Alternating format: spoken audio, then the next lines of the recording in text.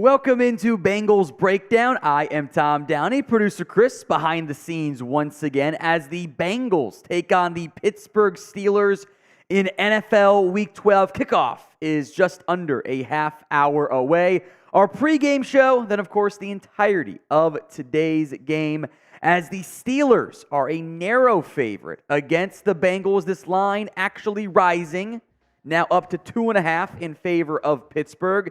Their defense has been awesome this year. They will not, however, have Minkah Fitzpatrick available in today's game. He has been ruled out. That's the noteworthy one for Pittsburgh. We'll get to the Bengals inactives here later on in our build-up, in our pregame show.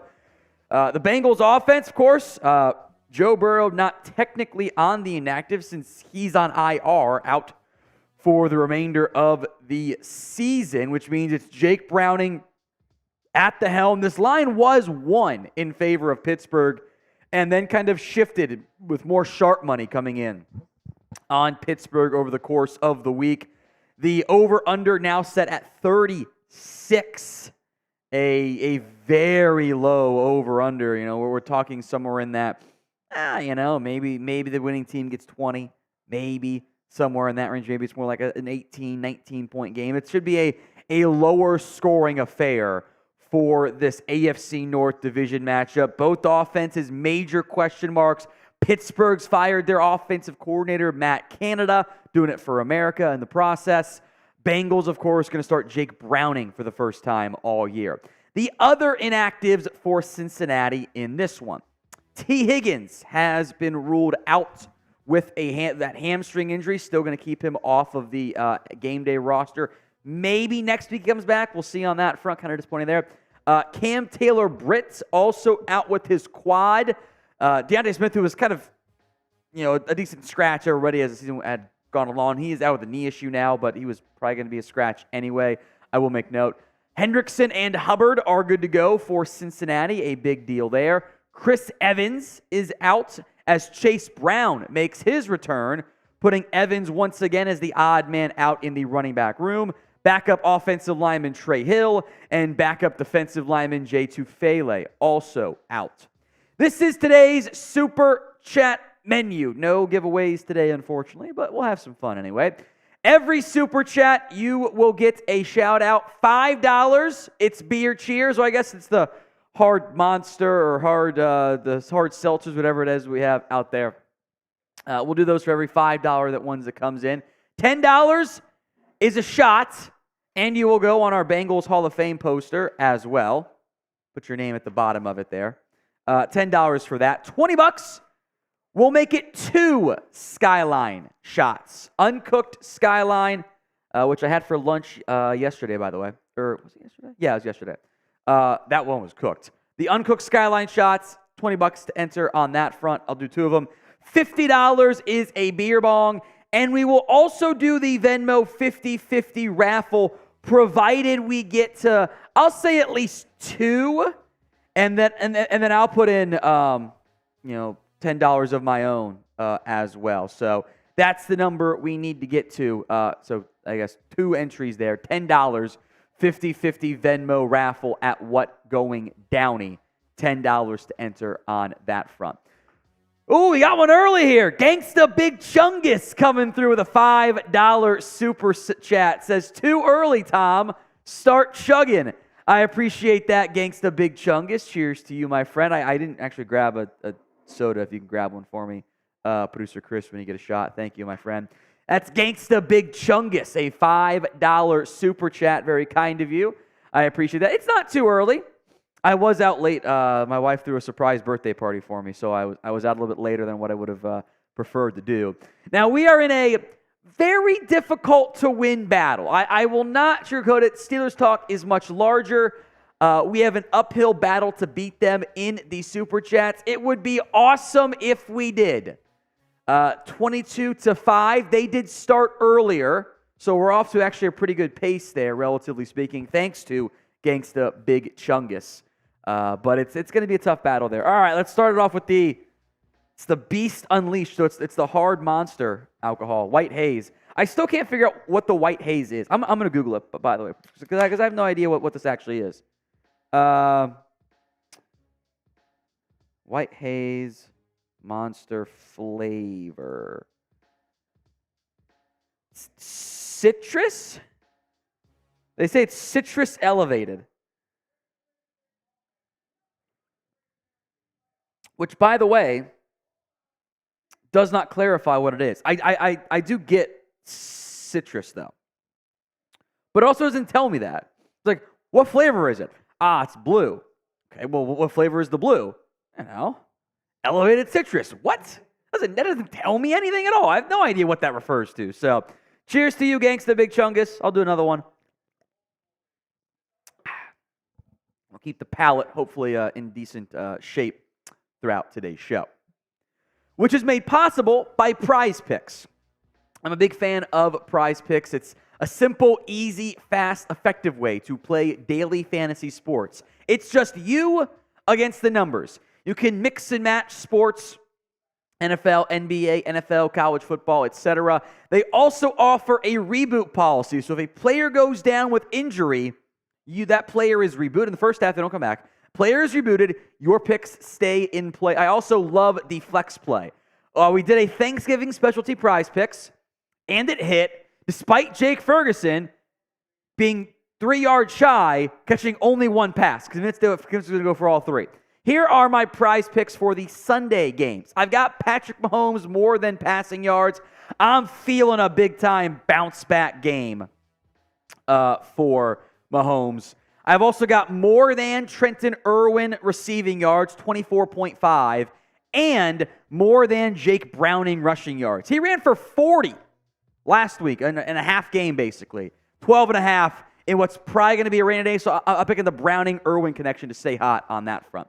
Go to prizepicks.com/CLNS and use code CLNS for a first deposit match up to $100. Links in the comments and the description of today's video. It's prizepicks.com/CLNS and use code CLNS. Robert Nance, a $20 super chat, says the Sharps are wrong. And Gangsta Big Chungus says F the Steelers, go Bengals. That's 4 skyline shots we're doing here. Let's do it. Let's start the day off right. Oh, yeah. Definitely not going to stink the room up. All right. So what I do is I got my spoon. Just going to scoop it on into the container. Definitely not going to destroy my stomach, doing this. All right. Can't smell it yet. I'm going to fill these to the brim and treat it as 2 shots because it is a significantly, sized glass. Oh, there goes the whiff. The whiff of uncooked skyline meat. Oh, man. It makes me just shiver up my spine every time you do it. All right. We might run out of skyline, by the way. Here's the first one. Spam Robert, spam Gangsta in the chat. 2 big super chats coming in. And that puts us above the Steelers, almost doubling them early on. Let's go. Oh, boy. Man. I have to just wait for it all to flow down too. It's I just tilt my head back and I'm drinking it. Oh man, if you guys want to see me suffer today, keep putting in the 20s. Because I think this hurts me more than it hurts Tom. Yeah.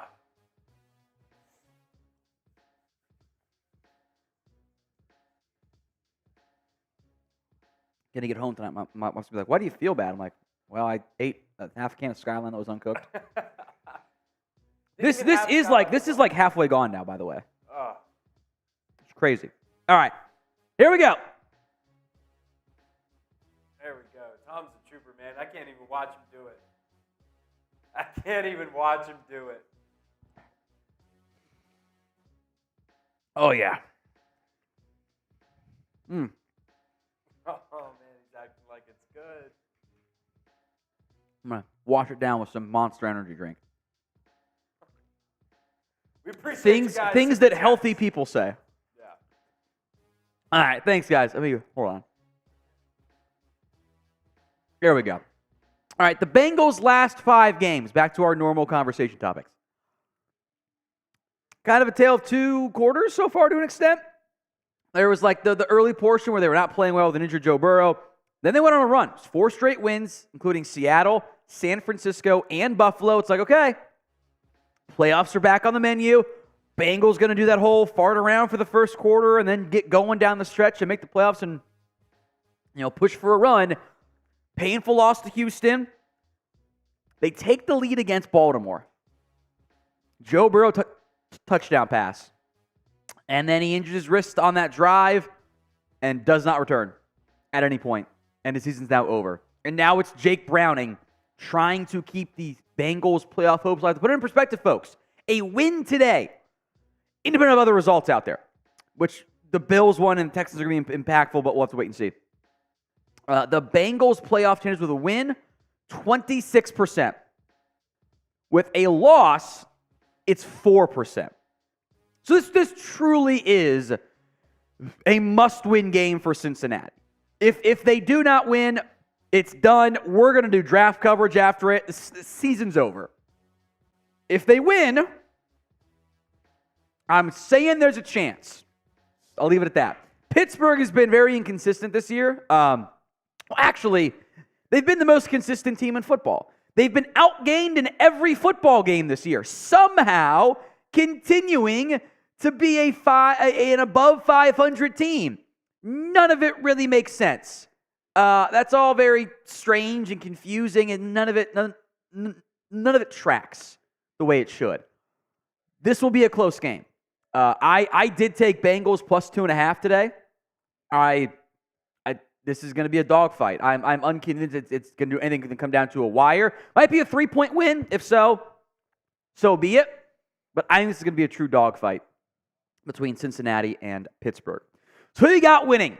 B for the Bengals, S for the Steelers. Sound off in the comment section right now. This is also the pin poll, by the way. 82% got the Bengals winning. 18% have Pittsburgh coming out on top. Who you got, B or S, in the comment section? Jackson says he's sorry, but he's going with S for the Steelers.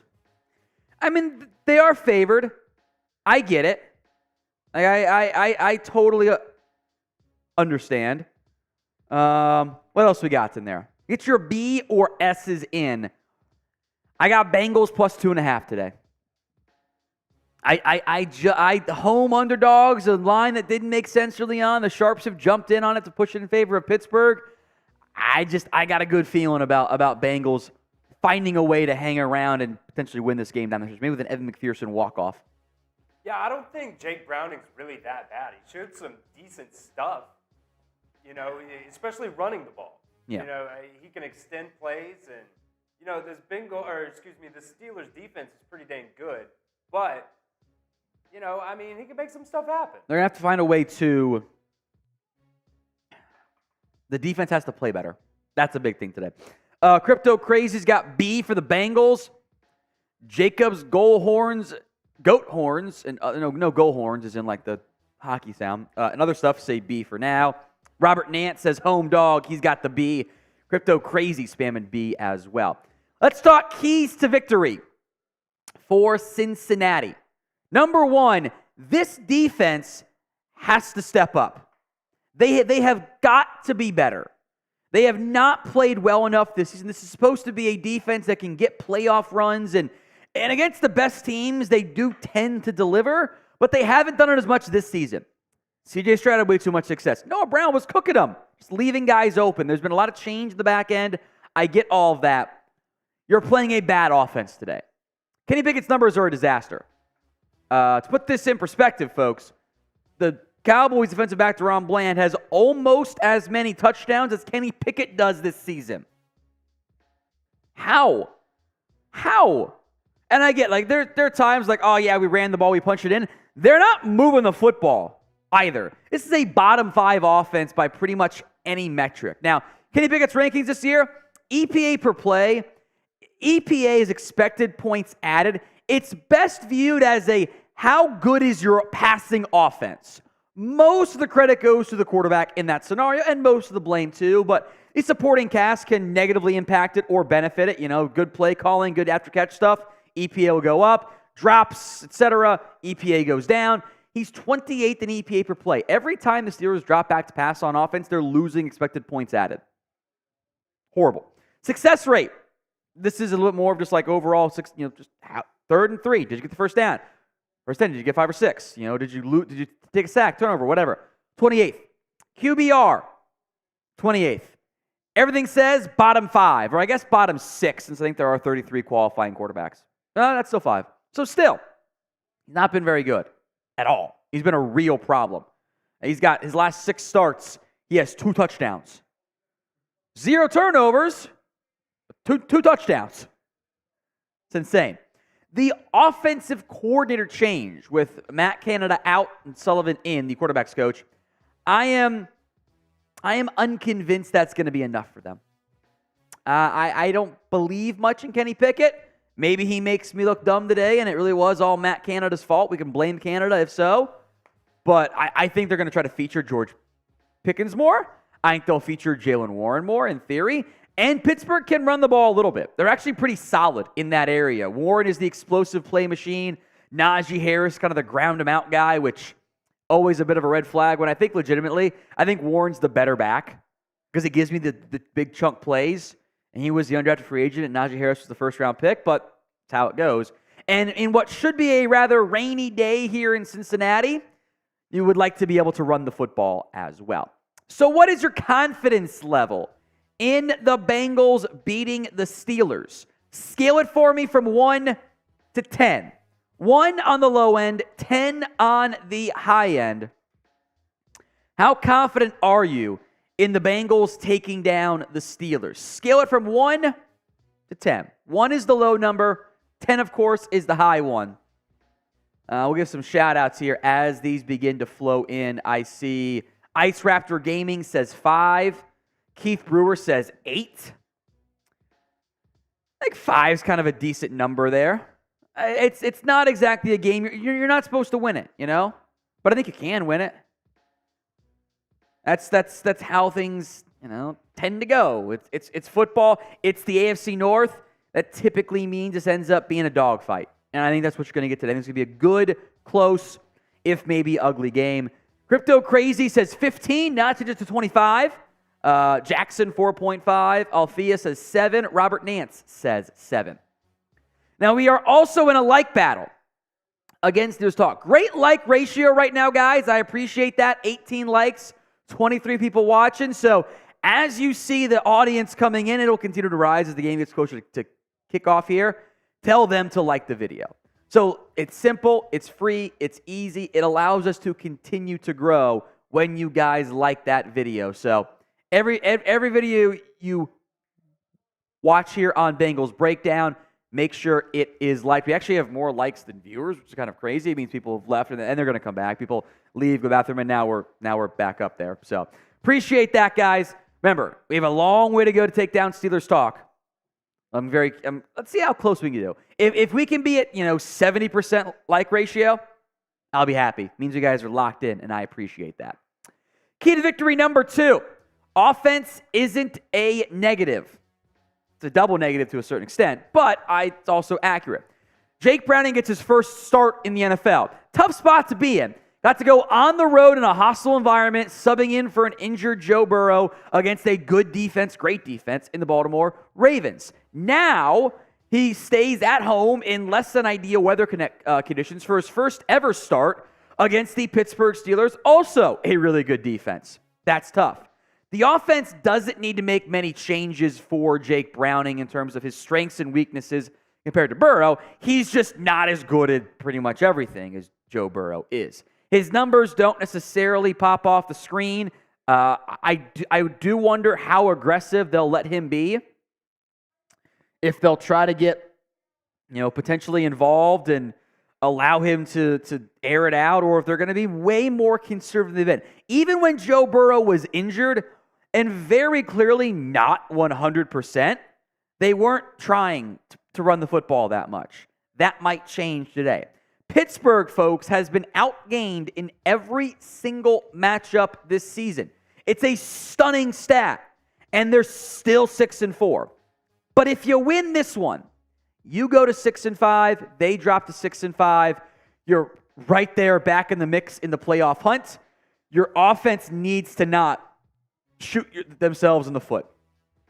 Turnovers, don't make big mistakes, don't turn the football over, be efficient, capitalize on your drives. 7 is going to mean a lot in this football game. Got to take advantage of it. Pick the score then of the Bengals against the Steelers. I'll give some shout outs as these flow in. Again, that line 2.5 might have, some sites have it down to 2, by the way, but it has been fluctuating around there. Pick that score for me of Bengals against the Steelers. I think it's going to be a low-scoring, ugly game. This could be like a 17-6 win for the Bengals. Like, that's kind of the vibe I think it's going to be today. It's going to be ugly. The weather's not going to be great. It's going to be some guys falling down, I'm sure. It just might be a little bit of a gross one. I see 35-3, Bengals easy. Wow. 27-23 Bengals from Keith Brewer. It would be quite entertaining, but I'd be surprised if it was that high scoring in this one. Here is today's Super Chat menu. Every Super Chat, no matter the amount, is a shout-out. We'll feature you on the show. $5 for a beer cheers. $10 is a shot. And your name goes on the Hall of Fame poster, plus any number above 10 goes on it. $20 is 2 Skyline shots. I've done 4 of them, and we've got about half a can left. I don't know if my stomach can hold up there, by the way. It'll be very interesting to see how that all plays out in the end. We are also doing the Venmo 50-50 raffle today. Also, 50 for a beer bong. Forgot to mention it. 50 for a beer bong. 50-50 Venmo raffle. Split the pot. End of the game. Need at least 2 entries, and I'll put in 10 of my own, and I'll do it as well, so we can at least race it, and winner gets some money there. 50-50 raffle at What Going Downey. $10 to enter. Up to you guys if we want to do it or not. Would not expect the same expectations as our last 2 Cowboys games. Cowboys winner took home 700 and 430 the past 2 games, which is just wild. But it's fun to run if we can get there. All right, key to victory number 3. How about Cordero Volson? Shows some improvement. That's the Bengals left guard. He has not been very good this year. He is among the league leaders in pressures allowed at guard. He's been better as a run blocker, and I kind of want to see if the Bengals can just run behind the left side of the offensive line. Run behind Brown, run behind Bolson. I think that'd be a good idea for Cincinnati. It's just, I don't think they're going to bench anybody because you have Cody Ford out there. He's healthy today. Max Sharping is healthy. Jackson Carman. Do you really trust any of those guys beyond the current starting group? I think it's a very underwhelming core out there. Or backups, I should say. So would you bench Cordell Volson? Y for yes, N for no. Sound off for me in the comment section right now, as we are about 5 minutes to go into kickoff for a rainy Paycor Stadium. It's not pouring rain. I'm not hearing it bounce off our building here, but it is raining still, and it should rain for the majority of today's game. Key to victory number 4. How about Jordan Battle plays well? I thought he had a pretty good, pretty good first game as a true starter against the Ravens. A lot of tackles, was around the football, didn't get beat that bad in coverage, 12 tackles in total. No splash plays necessarily, but he made some good stops in the run. For a game that I think is going to kind of heavily feature Jalen Warren, that's number 30 for Pittsburgh, and maybe they try to take some shot plays with George Pickens. Keep an eye on Battle. What I'm very curious to see, by the way, is the Steelers' offense for George Pickens was go balls. It was all vertical stuff. It was goes and comebacks and posts. There was no real in-breaking stuff. There were no deep digs. There's no slants. Like, I would like to see, for Pittsburgh, more of that next week, not today. Keep it a little bit easier there. So I think Battle's going to have a big game to help the Bengals come out on top in this one. If you want the Bengals to win, spam Who Day in the comment section. Every single person watching should spam it right now, because I assume the Steelers fans are watching on our Steelers channel, and it's just Bengals fans in here today. So spam Who Dey for me in the comment section right now. Fifth and final key to victory. How about you feed Jamar Chase? Obviously, no T. Higgins today. It's a loss again. You got to feed Jamar Chase. You can have another game where he has less than 10 targets. It does not make sense. He has to be heavily involved in the offense. He's too good. He's been too good over his time in the NFL. You need to feed him. And even if that's some more short stuff, that's fine. But I don't think your offensive game plan should be like, we're going to spread the ball around to Trenton Irwin and the tight ends and Boyd. It should be the first read on almost every play should be Jamar Chase. Do some screen stuff. Get your quarterback some nice, easy throws to build his confidence. Do the jet touch pass. Get in the ball. He almost always makes the first guy miss. So make your quarterback and your lives easier by feeding the best player, I'd say maybe in this game. Apologies like TJ Watt. All right, who here wants a shout out? Spam me in the comment section if you do. Oh boy, that skyline's sitting weird. I'm not gonna lie, it's sitting weird. I doubt this alcohol helps, but is what it is. All right, got Crypto Crazy in there. Jackson spamming their me's. As your me's come in, we got about 2 minutes to kick off here. Reminder, every 100 likes we get is a shot. Now, we're at 29 right now, so we're off to a pretty solid pace relative to audience today. It's a tough time to be a Bengals fan. There's not a lot of expectations around this organization at the moment, but every 100 likes will be a shot. So as you come in, as you see new people come in, tell them to like the video as well. Crypto Crazy has spammed me, and I respect the hell out of it, my friend. Thank you very much. I also see K Drizzy is in there. Keep the comments coming all game long. And who you got in this one? B for the Bengals, S for the Steelers. Kind of a light slate today, by the way, across the NFL. Other games to at least keep an eye on as it's the Bengals in Pittsburgh here. Bucks Colts does have wild card implications. Indy's a 2.5-point home favorite. If you see the bots, tell them to F off too. I got them. Jags Texans has pretty big playoff implications. Texans win, and they're right in the mix for the wild card and or the division. They lose. It's a bit more evenly spaced from that point. Later on today, Browns-Broncos has some big implications. 7-3 Cleveland against 5-5 Denver.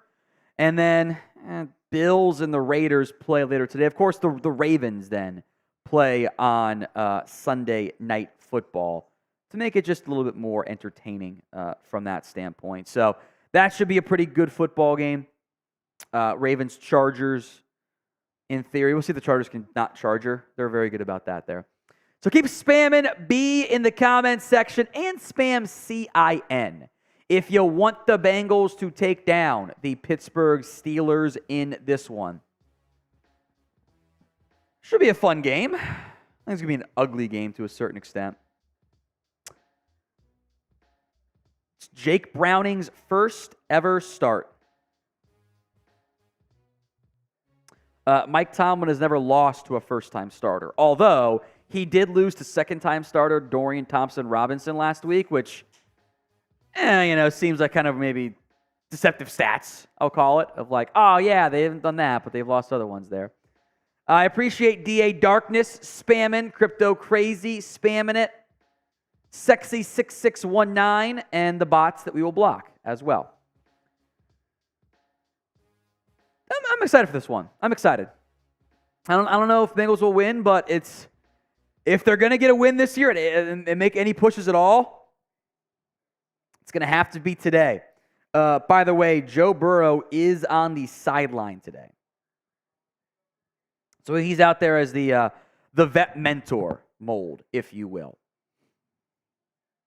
I did not see who won the kickoff, unfortunately. I know Boyd was out there as a captain.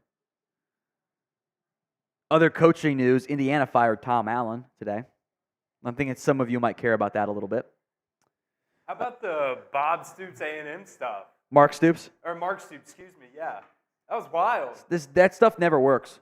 No. Whenever like the board overrules the AD, it has never worked. Yeah. It was a disaster for Tennessee. For Auburn too. Yeah, I mean it's a mess. It's a mess. So we'll see how it all plays out. But Bengals have won the toss. They have deferred. They had Mike Hilton and Tyler Boyd out there for the coin toss. Hilton, of course, is a former Steeler, and Boyd played at Pitt. So it's a homecoming game against his hometown team, I guess maybe is the way to describe that one from that standpoint. We'll see what the new-look Steelers offense fares and how this new-look Bengals offense fares. Bengals won the toss. They deferred. So Pittsburgh is going to get the ball to start this football game with the kickoff coming up here momentarily. Godwin Iwebuike is back for the kickoff. Pretty sure he played for the Falcons this year, the preseason game, and then we were calling that one. Should be Iwebuike. I think Anthony McPherson is a scratch, if I saw that correctly before the game began. Well, let's see what happens. NFL Week 12 kickoff. Bengals kicking off to begin the game. Steelers' new offense will, assumingly, barring a disaster here or for one side, come out here momentarily. McPherson's kick is away. It is a rainy, cold day in Cincinnati. Touchback. So Pittsburgh comes out 1st and 10 at the 25. What's the first play call for this new Steelers offense? Mike Sullivan, the offensive coordinator. Kenny Pickett under center. 13 career passing scores, 10 interceptions. Not good. Najee Harris, the single back. He's to the left of Pickett. 2 receivers left, 1 receiver right. Allen Robinson in motion, now going to go back to the left side. Checking to see if it's man or zone. Pickett, play action. Over the middle. Caught. First down. Pat Freiermuth to near midfield. They ran a play action seam play. Got the linebackers to suck in. And Pickett throws it over top of them. Good pitch and catch there to the 49. A gain of 24 to Freiermuth. As Pittsburgh's going to go heavy personnel here. Robinson, Freiermuth, Pickens, and Darnell Washington. With Najee Harris, the single back under center. Play clock's down to 11 here. 2 tight ends right. Motion from a receiver to the right side as well. Toss that way to Harris. He's going to cut it up and get 3, maybe 4 on that one. Germaine, Pratt, and others bring him down for the tackle, including B.J. Hill. So 2nd and 6.5, we'll call it. A lot more motion than what Matt Canada did, by the way. Motion on both plays so far. It's noteworthy.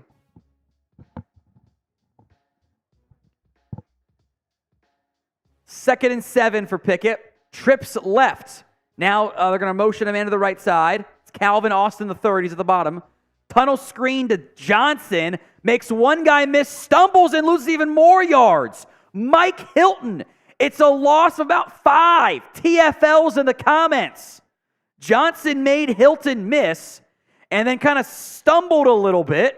Caught it at the 50. Tried to get to the edge but kind of stumbled backwards and was taken down at the 47. 3rd and long. Type in your 3s.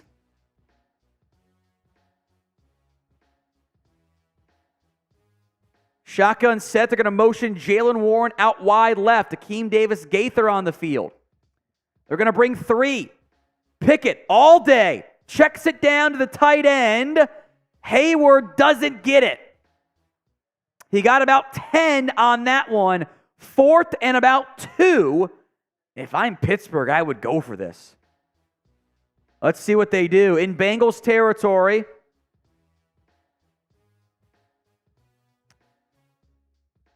Turner and Awuzie made the tackle. Hilton. They're going to punt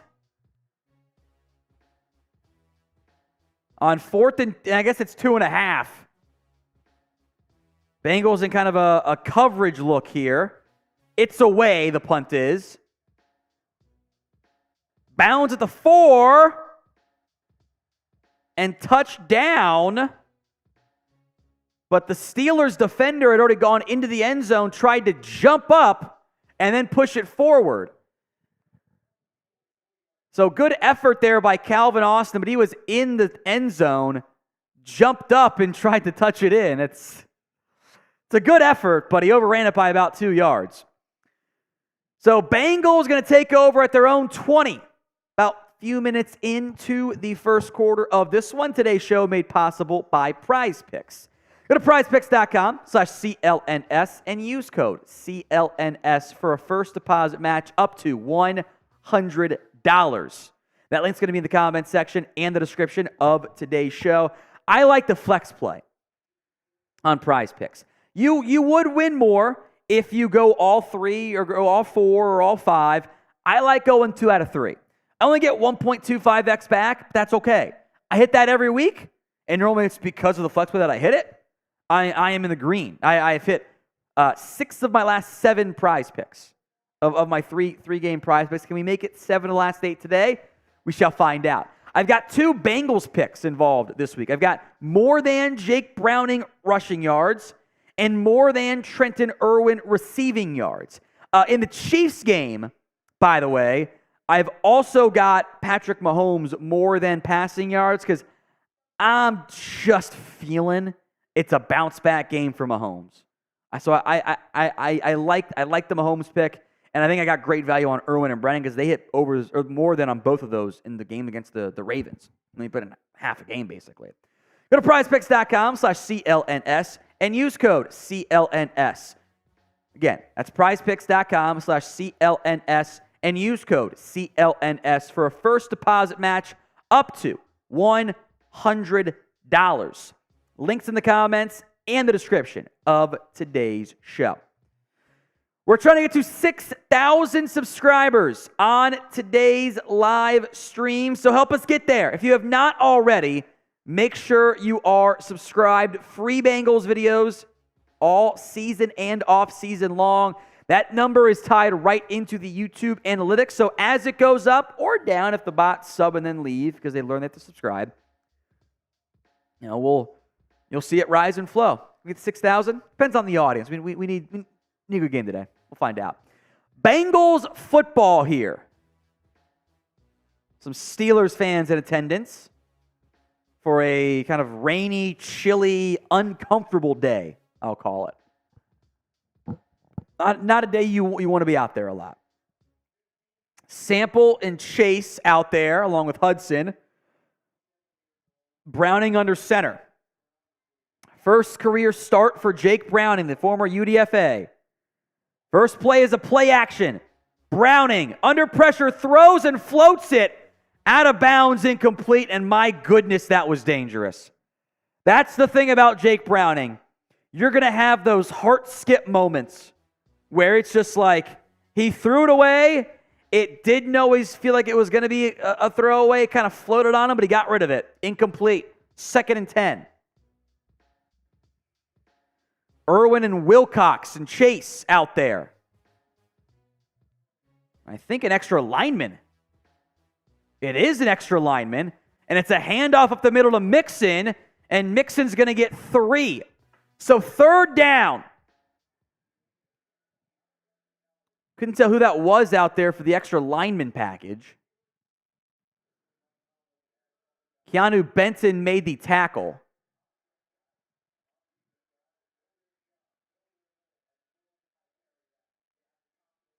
So 3rd and 7, we'll call it.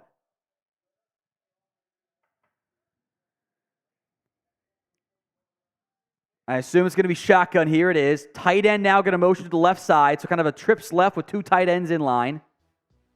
Browning looking that way. Looking. Dancing. Going to go down. Fumbles the football. Jonah Williams dives on it and got maybe an extra yard versus where Browning fumbled it. I mean, you just can't hold the football that long against TJ Watt. That is not a sack on Jonah Williams. They double team TJ Watt. You can't hold it that long.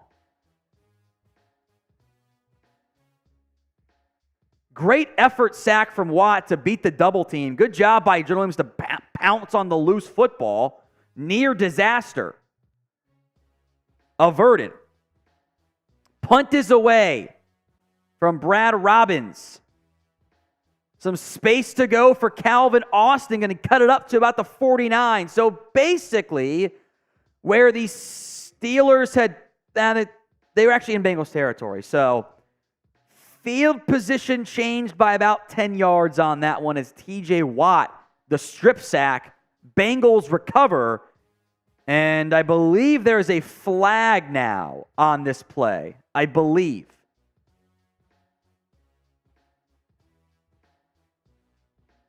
Holding on Pittsburgh. So that's going to back them up significantly here. So instead of it, being Steelers ball at the 49, that should put them back at about the 39. So a big mistake there by the Steelers special teams unit. Here is today's Super Chat menu. Every Super Chat is a shout out. $5. Do a little, in this case, hard seltzer monster drink thing. It's the monster hard soda or seltzer. What is it even called? There's a term for it. It's not a seltzer. It's hold on. There's a term for it. It's not a look here. There's a specific term for it. I'll eventually remember it. I just can't remember what it is. Anyway, $5 we'll drink to that. $10 a shot, and you will go on the Bengals Hall of Fame poster. Your name will. Plus any super chat above 10 also, of course, gets you eligible from that perspective. $20 is 2 Skyline shots. I've already had 4 of them. My stomach feels quite interesting, but that's where we are at. $50 is a beer bong. We are also doing the Venmo 50-50 raffle. That is the Venmo 50-50 raffle to get entered. $10. Need at least 2, because then I'll put in $10 of my own and I'll be eligible to win it, which sure would be nice if we came out on top there. But Venmo 50-50 raffle. Ideally, if it's a 3, I won't do it. That way I'm not involved and guaranteed someone actually wins there. Venmo 50-50 raffle at What Going Downey. $10 on that front as the Bengals defense going to head back out there after a very quick 3 and out. As there'll be ball at the Steelers 39, a penalty on, I think that's Mark Robinson for holding on the return. Yes, it was Mark Robinson. We shall see what the Steelers offense can do. They move the ball decently, and then, honestly, I stand by it. That was a coward's decision to punt. Coward's decision. So Steelers back out there in good territory.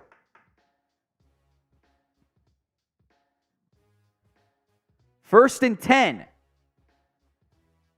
They're going to motion Robinson. There's been a lot more pre-snap motion this week for Pittsburgh. Pickett, play action, boot left. Throwing, caught by Pickens. He's going to get about 5 on that one. So second down, DJ Turner makes the tackle.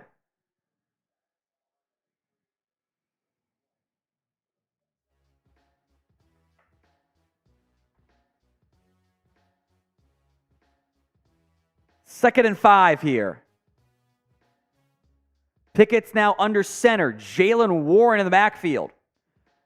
They had motion, toss left to Warren. Going to cut it up and gets 4. So 3rd and 1 now for Cincinnati after a nice run by Warren. They've clearly adopted that motion toss play. Got one guy going to the same side, toss it that way, kind of get a free lead blocker.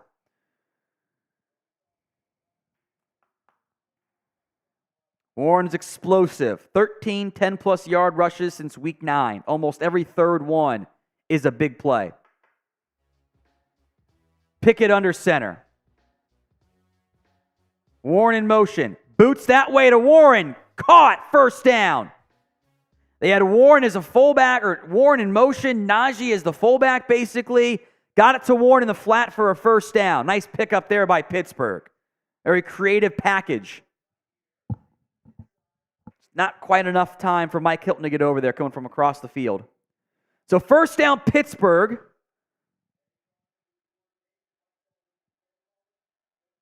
Ball now at the 41. They also backed up to the Steelers' 29, not the 39.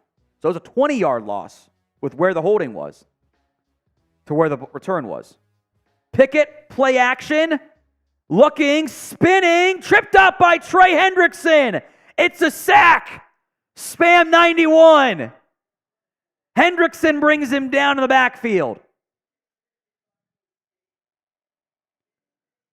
Big stop. That's going to be second and long now for Pittsburgh.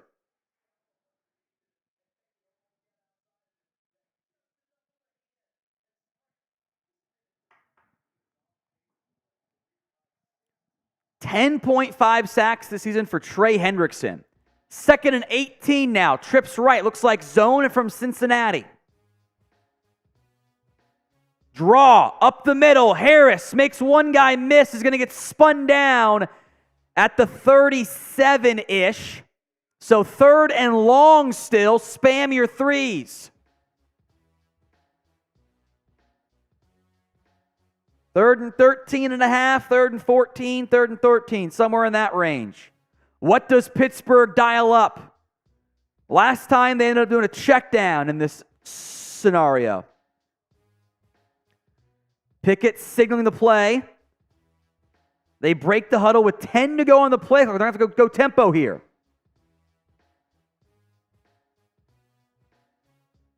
Three, two, one. The snap comes. Pickett. Over the middle, shot play, caught again by Freiermuth for a huge gain.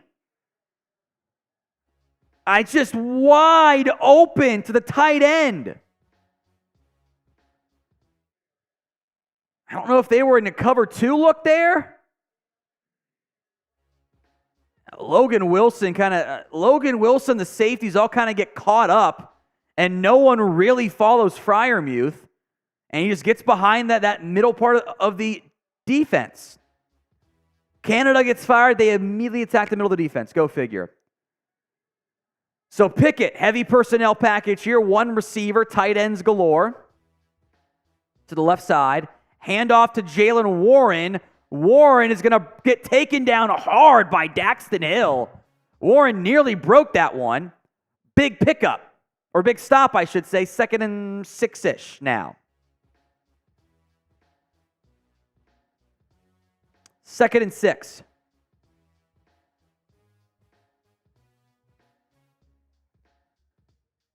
Steelers already have 42 yards on this drive, taking up a lot of the play clock as well, in the rainy conditions here at Paycor Stadium.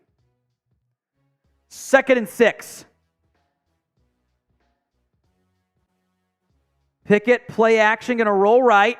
Reset, pumping, now scrambling, still looking, throwing, incomplete. And a late flag comes out against Logan Wilson for DPI.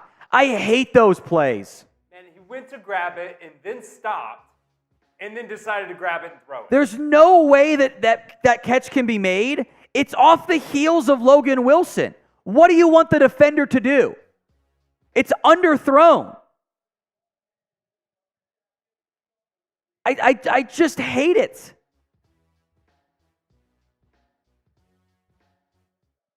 I mean, there's plenty of contact, but Najee Harris is not trying to come back to the football at all. So first down, Pittsburgh. F the refs in the comments. From the 23. Harris in the backfield. Pickett, handoff to Najee Harris up the middle. He's going to get 7, maybe 8. Just a quick inside zone play. So second and 2 now in the Prize Picks red zone. That's prizepicks.com/CLNS. Use code CLNS for a first deposit match up to $100.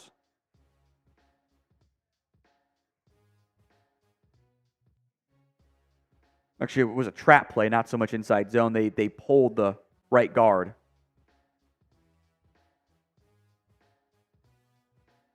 All right, 2nd and 2, ball at the 15. First down is just outside the 13. Empty look for Pickett. He's going to look left. Over the middle, end zone, caught. Did he get his? No, ball comes out incomplete. Deontay Johnson did not hold on to it. He's saying it's a catch, but you got to survive the ground. Johnson, a nice little Dino route. The ball did not make, again, I don't know how that's a catch. He gets both feet in, but as he's going to the ground, that ball's moving and it comes out. DJ Turner fights for it to be knocked loose. So 3rd and 2. Pickett, handoff to Warren. Doesn't get it. Ball pops out. Bengals recover. They're going to allow it to go. DJ Turner the other way, taken down. I think Warren was down, but the ref was going to blow the whistle and then thought twice about it. I don't think this is going to be a Bengals fumble. They're calling it a fumble on the field. I think this will go to review, and they'll say Warren was down. Oh, wait a minute. DJ Turner picked it up on the fumble. Let's watch. I don't need to see the replay of the return. I need to see the replay of him being down or not. Ooh, that is close. That is a lot closer than I thought it was going to be. Was it a fumble? Y for yes, N for no. That ball's out. That is a fumble. That is a fumble. Right there. Ball is out. Now the knee is down. That is a fumble. Great job by the officials letting that one go. Because I thought he was down initially back when Akeem Davis-Gaither had him all wrapped up. Great job by the refs. Rare credit I will give them for not blowing that play dead. A Jalen Warren fumble after Deontay Johnson could not hold on to a touchdown catch. So that's going to go to review. That's going to be a turnover. That will be a turnover by Jalen Warren. You fight hard. DJ Turner fought hard to break up that pass in the end zone, forced the drop, and then he gets the fumble recovery as well. The Bengals red zone defense keeps doing it, man. I don't know how. They're good for one red zone takeaway a game, it feels like. Massive point differential swings. When you do that, you're on the verge of, giving up at least 3, if not 7. And then you get the turnover. Now you're going to take over about your own 40. Game just changed dramatically on that one play. It is still very early in the game, but the win probability just flipped by about from 62% Steelers to 54% Bengals. So a big, big change there. Huge stop by Cincinnati. That one's still being reviewed here. Zachary Carter was the one who knocked it loose. And not only that, Johnson gave up on that play too. He thought it was down. He did not pursue DJ Turner. I guess I should put on the turnover hat, by the way. Didn't do that. Turnover hat is on. A return of 28 yards officially by DJ Turner has been upheld. It's going to be 1st and 10 Bengals at the 39-yard line. So a big stop by the Bengals defense. The Steelers were marching inside the Prize Picks red zone. Ball is knocked loose by Zachary Carter. And DJ Turner recovers it, runs it back to the Bengals' 39-yard line. I love it. I love it. So Bengals offense to come out up there. A lot of Steelers fans typing in FCIN. Can you guys please spam F Pitt for me in the comments? F Pitt. Most fraudulent 6-win team in football. First and 10, they're going to go empty look for Jake Browning. Steelers showing pressure off the left side. They're going to bring 5. Browning over the middle. Caught by Chase. A great hands catch. And a flag, though, comes out as well. Chase was going like this. I think he thought he was being held.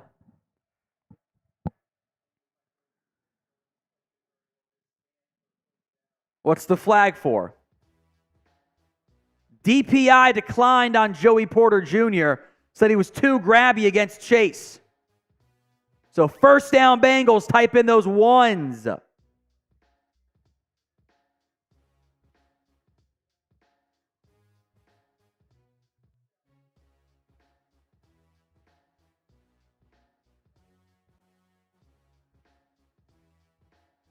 Gene Steratore is saying that Steelers should have challenged it. First and 10 from midfield. It's Mixon who's going to get 2 on that one.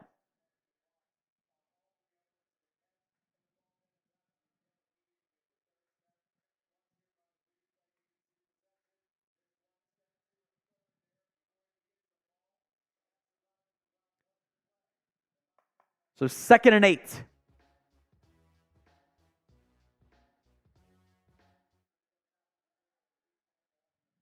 Steratore thinks Steelers would have won the challenge, by the way. 2nd and 8. Browning barking out the signals. Down to 3 on the play clock. 2, 1, snap at 0. Mixon up the middle is going to get to the 45-ish, maybe just shy. That will bring up 3rd and about 5.5. So type in your 3s for 3rd down.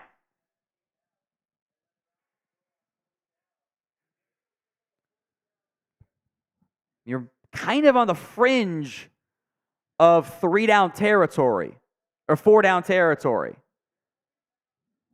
You might, can you dial up the read option here?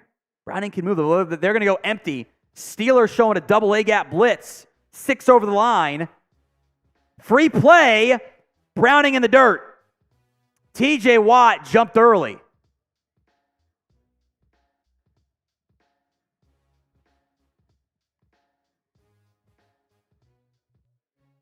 False start. Let me see the replay. They call that on Tyler Boyd.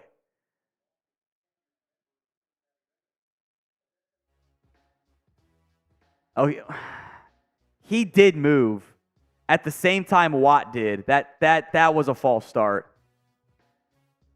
So 3rd and 10 now, back at midfield.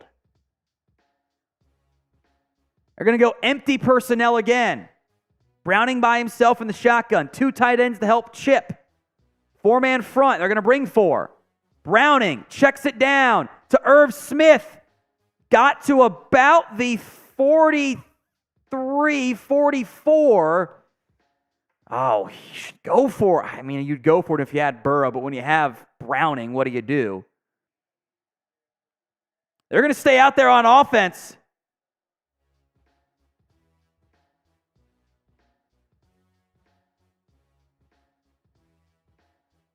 Two minutes to go here in the first quarter. It's 4th and 4, Bengals. Is this a hard count situation? It's empty set. Steelers showing again, double A-gap pressure. I think they might drop this one.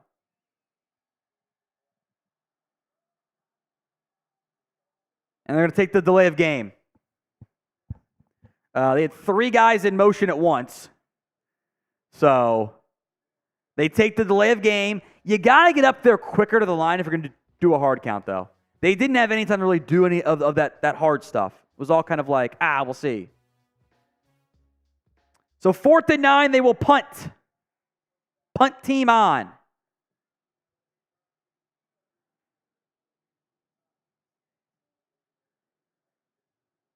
Minute 42 to go here.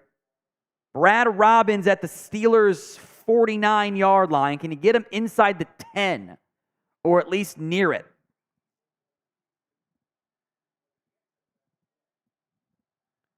Punt is away from Robbins. A high punt. Fair caught at the 11, so not too bad there. At the 11.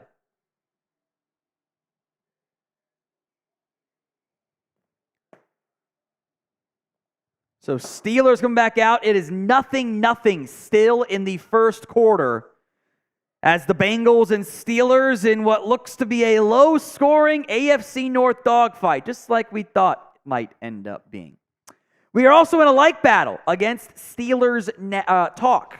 So help us out. Like the video if you love the Cincinnati Bengals, if you want them to beat Pittsburgh, and you want us to win that like battle. 51 likes versus against a much larger channel, to be fair. 306 for the Steelers. Help us out by liking today's video right now if you have not already done so. We appreciate every single person who has liked this video so far, who always like. There's been great likes to begin today's stream. You guys are awesome. I appreciate that. So please, see new people, tell them to like that video. Jake Browning, 2 of 3, 17 yards, a bad sack. Joe Mixon, 3 carries, 8 yards. Kenny Pickett, 6 of 7 for 66 yards. The lone incompletion was a drop that maybe should have been a touchdown anyway. Good one to keep an eye out for.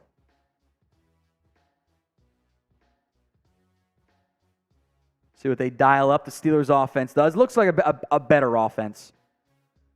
Not saying much, I know, but it looks just to be a better, more competent offense out there. Remember to like that video, folks, if you haven't already done so.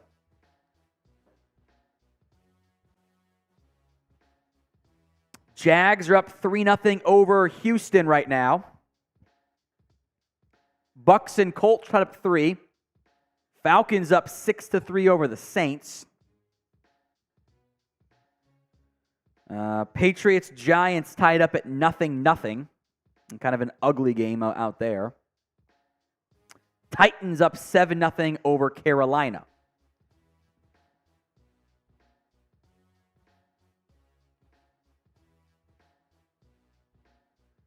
Here's our Super Chat menu. Every Super Chat is a shout out. $5 beer cheers that I'm occasionally sipping from anyway because I'm thirsty. $10 is a shot, and you go on our Bengals Hall of Fame poster. $20 is 2 Skyline shots. $50 for a beer bong.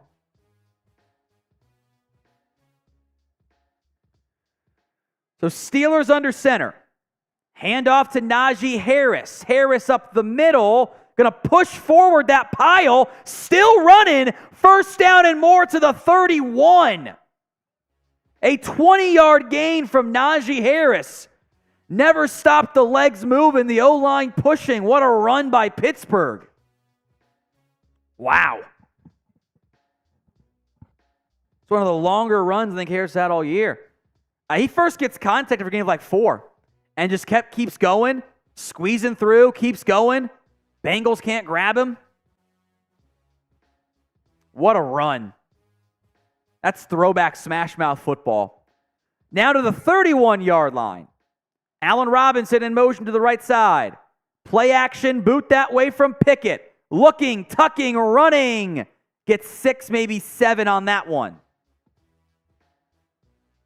So 2nd and 4, the Steelers do not have to run a play here before the end of the quarter. They do not have to. At their discretion.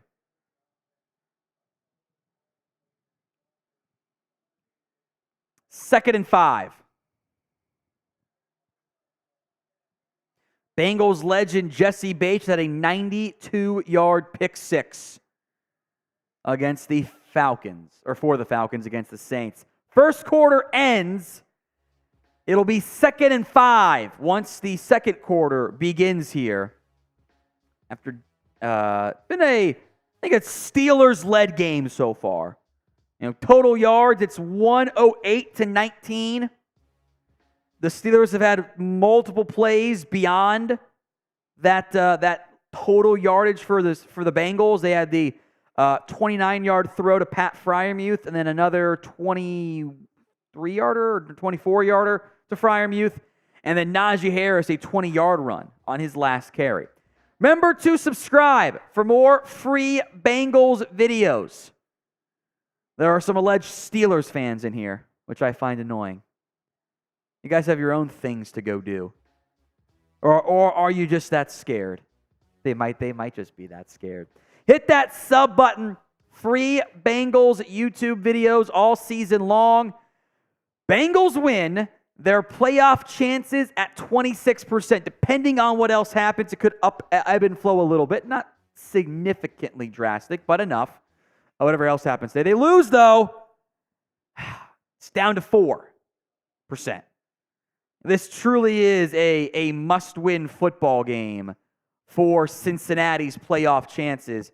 Pittsburgh is also kind of desperately fighting for their playoff hopes as well. So a big pivotal game despite the limited confidence in the Bengals as of this stage. Defense got the big turnover on the Steelers' previous drive. The bend but don't break style did its job. The offense has to get something going at some point, though. It has not been good enough. 3 plays, -3 yards. 4 plays, 12 yards. Flags have hurt, but I mean, when you've got 19 yards of offense and 16 yards in penalties, you're in for a bad time. Some of those on defense, but you're in for a bad time. So F Pitt in the comment section, folks. Appreciate Ashley Ramsey spamming that. DNick49 as well. That number you see is our live sub number, by the way, so it will continue to rise throughout the game itself. 2nd and 5 for Pittsburgh.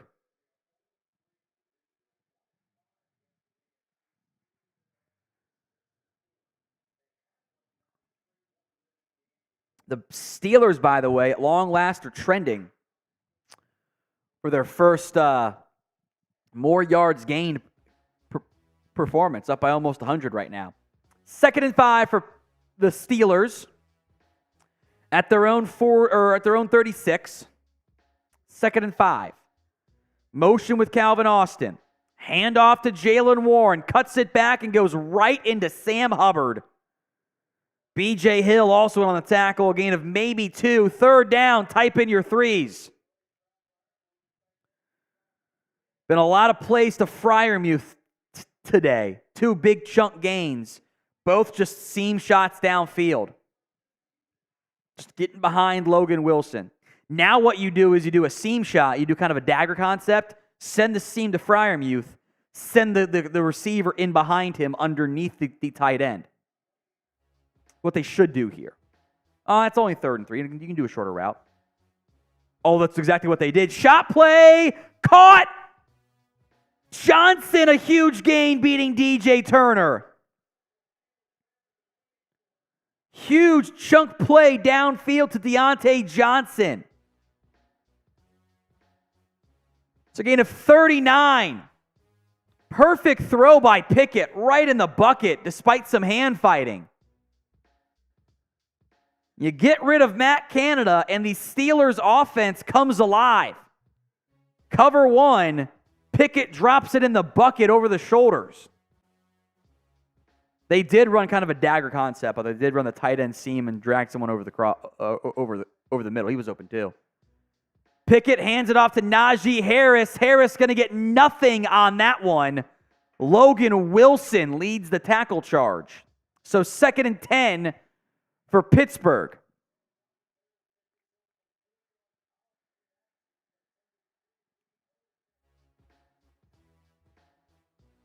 As Indy takes a 10-3 lead, that game does matter for both these teams in the wild card race. 2nd and 10. Pickett in the shotgun. Harris to his left. He drops back. Looking. Throwing downfield. Oh, a lot of contact. No flag. I think the official's going to say their feet got tangled up.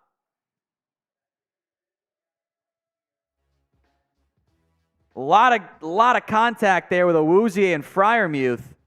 Their feet did get twisted up. That's the right call. Right here. And if anything, the Pittsburgh player pulled the Bengals player down. They're both tracking the football. They're going to make the play on the ball, and their feet just get tripped up. That's the correct no call. 3rd and 10. Bengals showing all kinds of pressure looks here. They're going to bring the house. Pick it over the middle. Incomplete. They dropped B.J. Hill into coverage. So the drive stalls out on the outside of the red zone. Field goal time for the Steelers.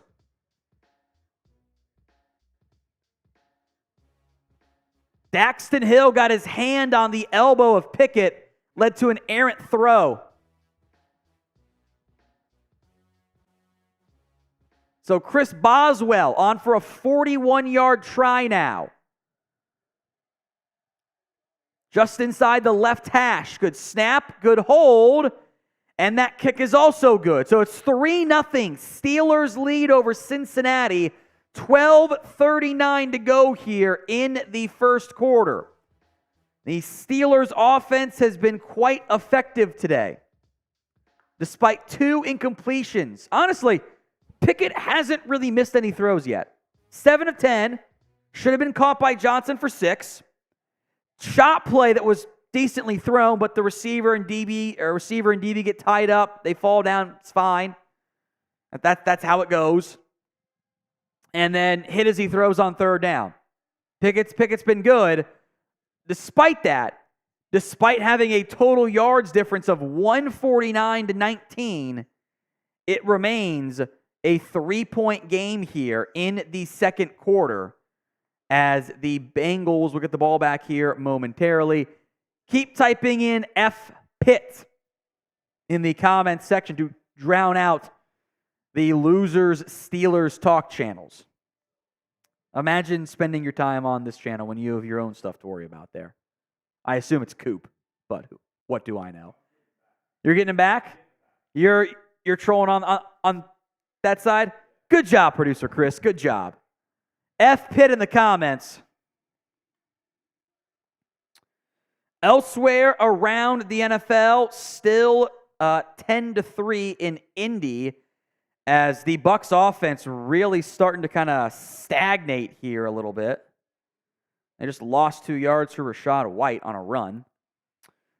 Saints down 7-3. Jags up 3-0.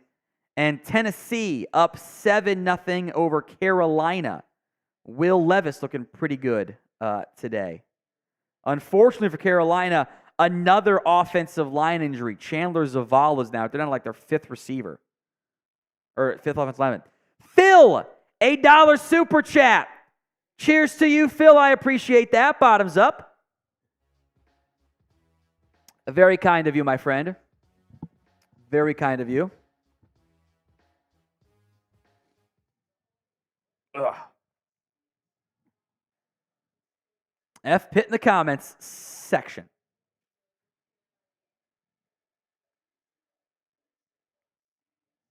Should be Bengals football here with the kickoff coming up in just a matter of moments. Remember, no Chris Evans to potentially be a return man. He is inactive today, so I would assume it's going to be Travion Williams back there.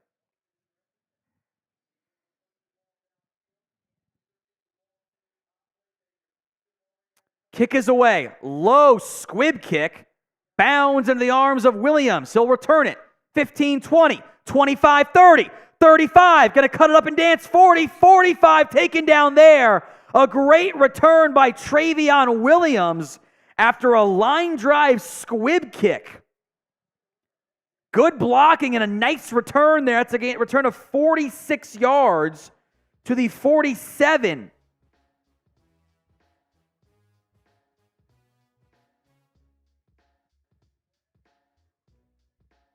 So first down Bengals almost to midfield after that return. Browning in the shotgun. Drops back. Quick throw, caught by Hudson, who got about half of it to about the opposing 48. So 2nd and 5 now. Little stick route there from the Bengals.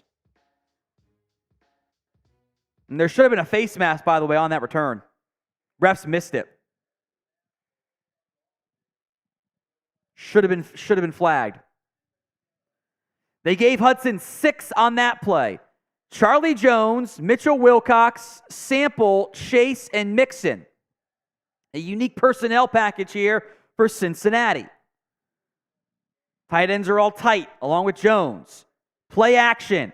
Over the middle, tipped, and caught by Chase. And Chase makes the man miss. Chase 30, 25-20, out of bounds at the 17. Jamar Chase. Tipped up in the air. Chase came back for it. And as he so often does, made the initial man miss and got a huge chunk play. Kind of made 2 men miss. Great job by Jamar Chase. A gain of 31, and the Bengals are now in the Prize Picks red zone. 1s for Chase in the first down. It's prizepicks.com/CLNS. Use code CLNS for a first deposit match up to $100. Screen to Mixon, bobbled, caught, and got about 4, maybe 5. They'll give him 5.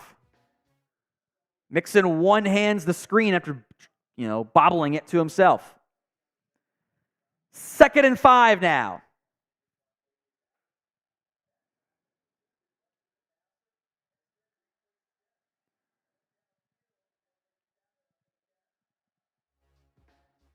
From the 11, play action, boot left, checks it down, got a man, Sample is in!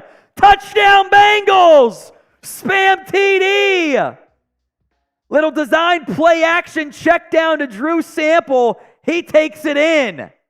Ran over his own man, the Steelers were not ready. Little delayed route to Sample, and ran into the back of Mitchell Wilcox for the score. Great job by Sample. That might hurt Wilcox a bit tomorrow. Touchdown Bengals, just like that, they have the lead. A 4-play, 53-yard drive. 7-3, extra point is good with 10.5 to go now in the first half. The Bengals march down the field thanks to a great return by Travion Williams. And rumbling, bumbling Drew Sample runs over Mitchell Wilcox, his own teammate, to score. Browning, Sample, capitalize, and it's a 7-3 Bengals lead. Today's show is made possible by Prize Picks. This is why I love Prize Picks. It's you against the numbers. You're not battling thousands of other players. There's no pros. There's no sharks. There's no sharps. It's just you against the numbers. You can mix and match your sports. You can do NFL and NBA. The reboot policy. If a player gets injured in the first half, does not return, the player is rebooted. And your picks will stay alive as a result. I also love the flex play because I'm quite successful with it. Getting 2 out of 3 right, I'm really good at it. Can't always get all 3 for whatever reason. 2 out of 3, great success. Hit 6 of my last 7. So I make it 7 of my last 8 today. My selections. More than passing yards for Patrick Mahomes. Unfortunately, my other 2 picks of more than Trenton Irwin receiving yards, 0 targets, and more than Jake Browning rushing yards has not scrambled yet today, have not happened yet. However, a lot of game to go. I feel good about Browning getting those scrambling yards. Like it's 1 play, maybe 2 plays, all I need from that perspective. So go to prizepicks.com/CLNS and use code CLNS for that first deposit match up to $100.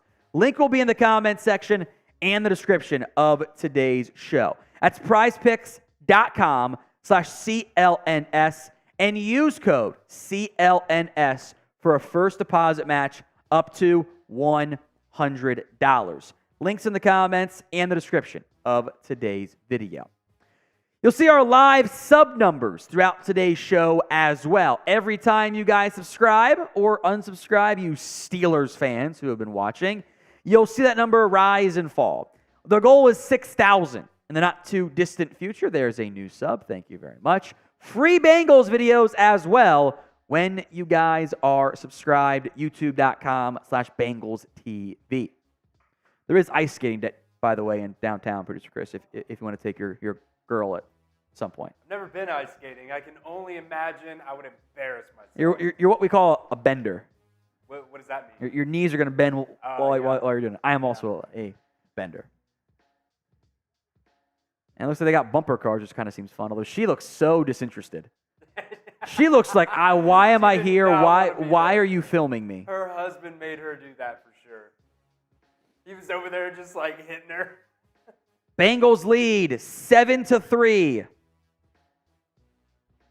Evan McPherson's kick is away. This one is not a low, line drive bouncer, but instead will bound 8 yards deep for a touchback.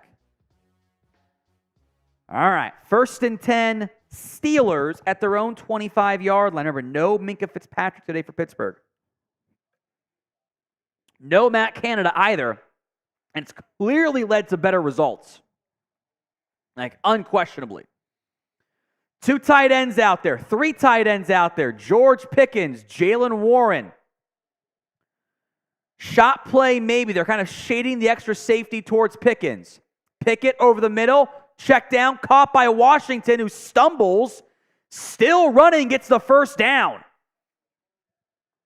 It was rather uncoordinated by 6'7" tight end Darnell Washington, but he got the first down. Tough guy to bring down. They had Warren in motion. Just underneath route. Washington had no idea where he was supposed to run there. He was falling over. 1st and 10, Pittsburgh from the 35 now. Handoff to Warren. Going to bounce it wide and get 3. By the way, Kenny Pickett already has more passing yards today than he did last week. We have about 3/4 of the game to go still. So 2nd and 7 here.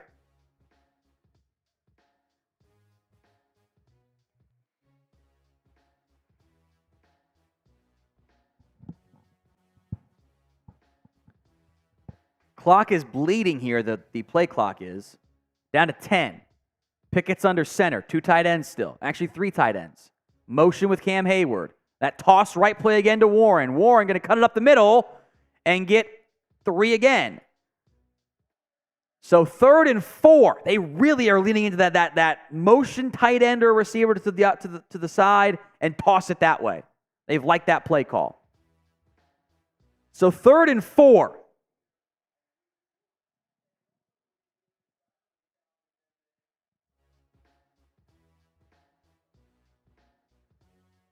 Pickett in the shotgun here. Looks like empty personnel. Inline tight end is Darnell Washington. Freiermuth out wide. Bengals showing all the pressures. They're going to drop it. Bring 3. Pickett just missed. I think some miscommunication on where Pickett thought Johnson would settle and where Johnson thought Pickett was going to throw.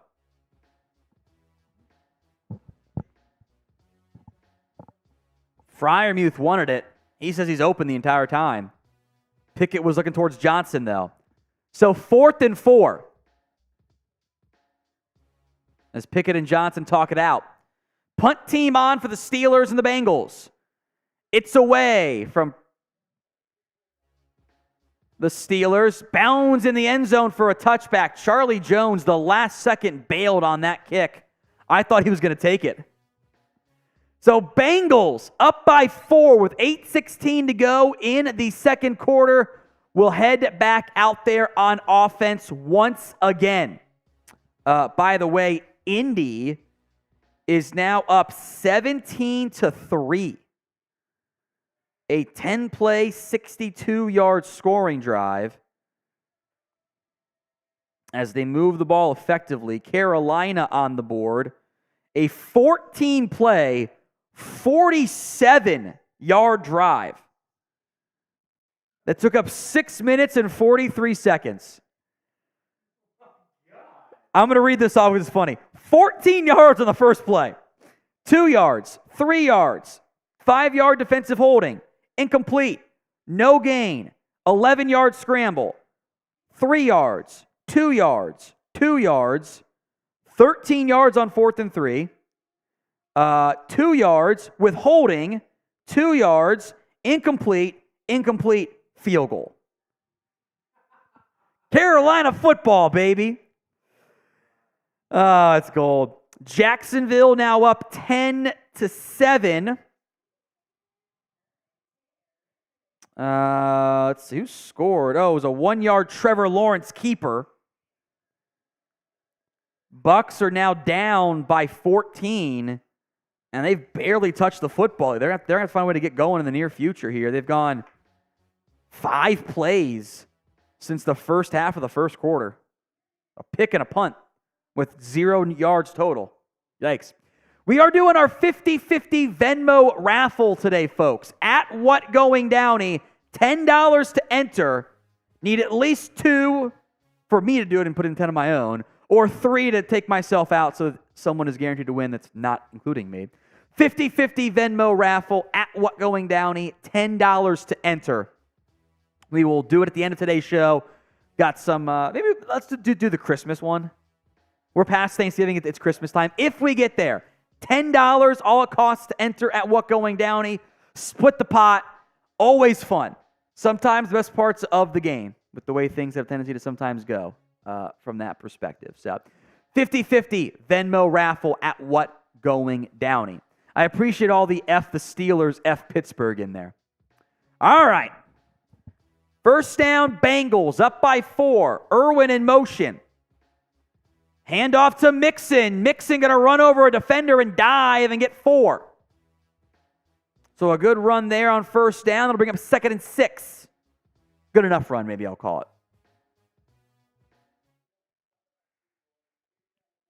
At the Bengals' 24-yard line.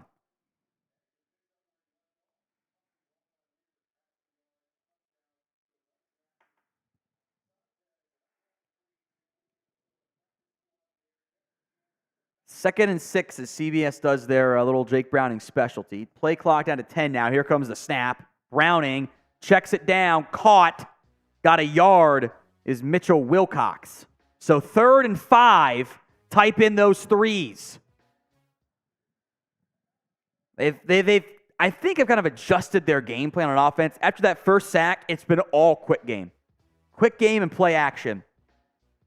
It's been Jake, get rid of the ball. Jake, get rid of the ball.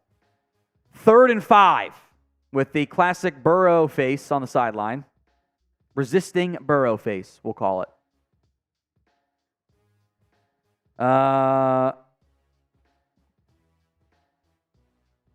Clock issue. I think that should have been delayed a little bit more before it started to run. So they'll reset that play clock too.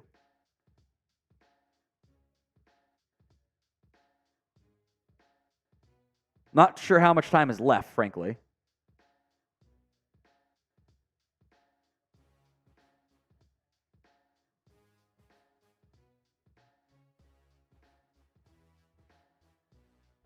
Play clock back to 25. The game clock should change too. Maybe it won't. They got 7:08 on the game clock and now ticking. So I'm not sure where those 30 seconds went, but I digress. Browning and empty on 3rd and 5. I don't think that clock should have been going. Yeah, the clock is now down to 6:57.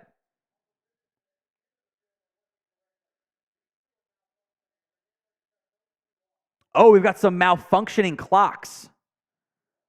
Okay. So that's what's going on there. Normal things for an NFL team. They're going to reset to 7:08 here. So I guess that's the correct time. It must have, one of the clocks must have malfunctioned as they were getting set up for that last snap. with a very long delay here to run a 3rd and 5 play. Keep the threes coming.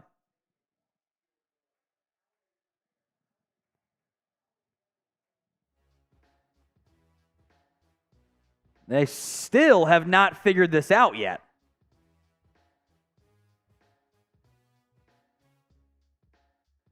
Zach Taylor seems confused and frustrated.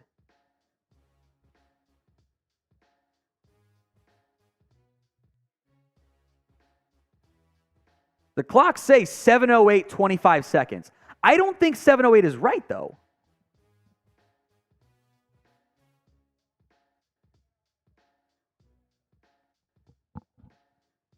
So they've asked to shut off the clocks altogether here because they're not working properly.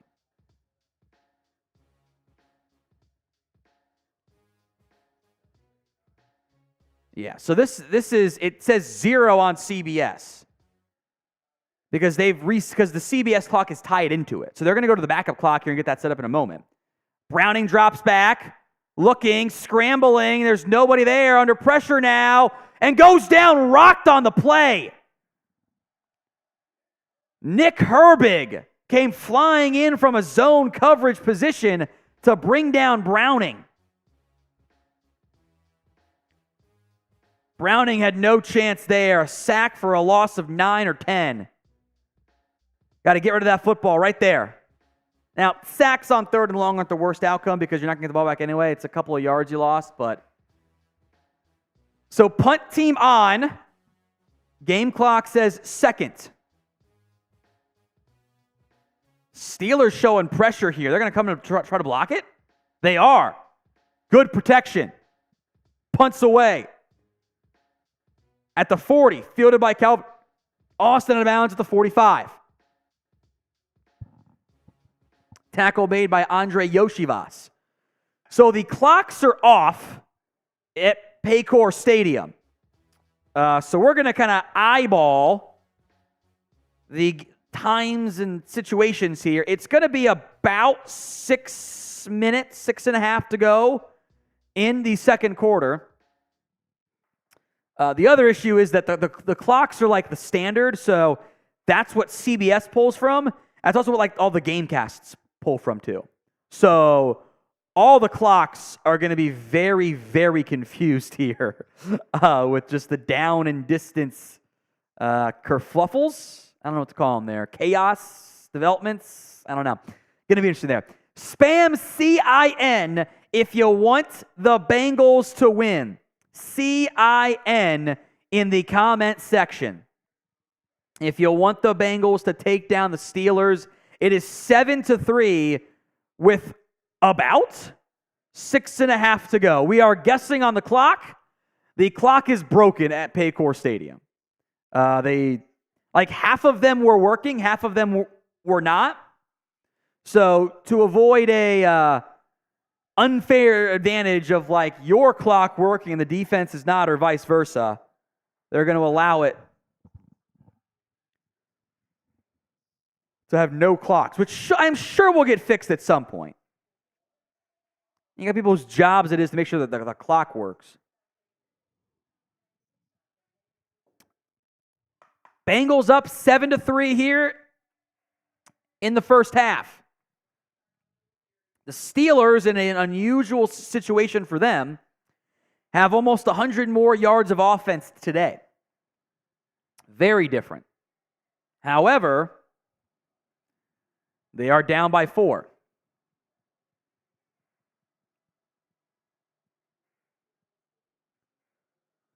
So if they dial up here. Steelers offense moved the ball pretty well so far. We are also 7 likes away from a shot, folks. 7 likes. Every 100 is a shot.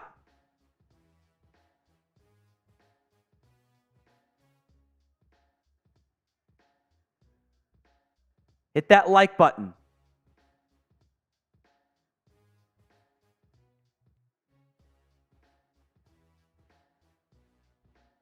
So the clocks are going to stay off here. First and 10. Pickett, out route, caught, a gain of 8. Akeem Davis-Gaither makes the tackle. And I think that will take us down to 5 now. Really need Iron Eagle to keep us updated on the game clock here. Really need it.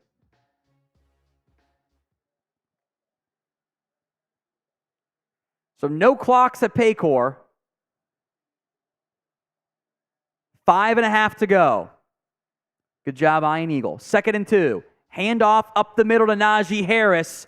He picks up the first down and a little bit more. So that should take it down to about 5 minutes for the next snap, give or take. Try to listen to it a little bit so I can actually hear I'll have to actually hear what's going on. Nice run by Harris for a first down for the Steelers, now in Bengals territory.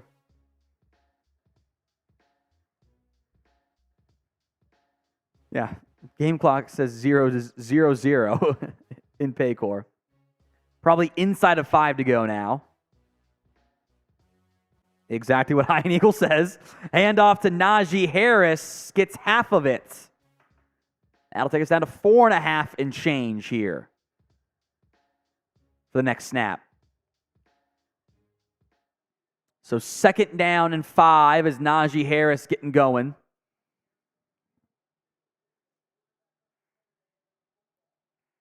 Steelers would love to take up all of the clock and go get the score here before the half ends. Jaylen Warren now checks in the football game. Inside the 40 at the 37-yard line. About 4.5 to go in the half. Pickett checks it down to Warren. Warren doesn't make the man miss. He's taken down. It's Mike Hilton, one of the best tackling corners in football. It's a loss of 5 to Jaylen Warren. TFL's in the comments. It's going to be 3rd and 10 now. And they're going to go some tempo here. Should be just inside of 4 right about now. Pickett in the shotgun. Bengals bring pressure delayed. Pickett throws out of bounds and complete. 3:50 to go in the second quarter here. The Bengals defense stands strong. And the Bengals now have a chance to go 2 for 1. Pickett began today's game like 7 of 8 and is now 10 of 15. Slowing down.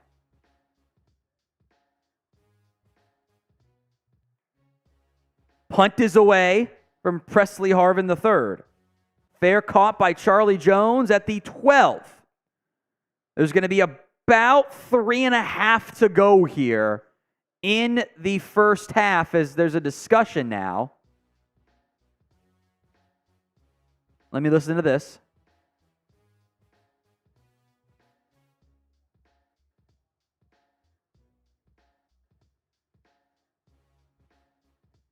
They're just going through the protocol of the clock's not working here. I just saw the ref say 3 minutes and 16 seconds left here for this upcoming play. 1st and 10 for Browning at the zone 11. Hands off to Mixon. There's not much there. He got a yard. So that should take us down to about 2:45 for the next snap. Assuming that they don't go that tempo-y. 2nd and 9. All 3 timeouts for both teams left. The clock is broken in Paycor. So we're eyeballing it.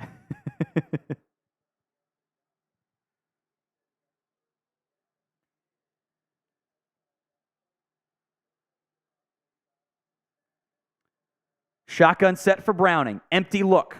Drops back. Pressure going off the right side. Browning does not feel it. Avoids it. Now resets and lofts one. Caught by Irwin. First down to the 35. Jake Browning. Improv. But there's a flag. What is this going to be for?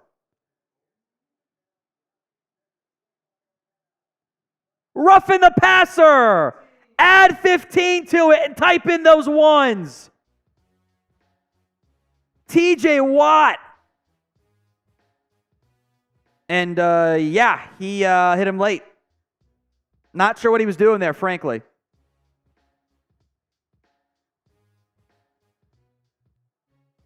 So first down, there's about 2:40 to go here in the half. So I don't think the Bengals have to run a play.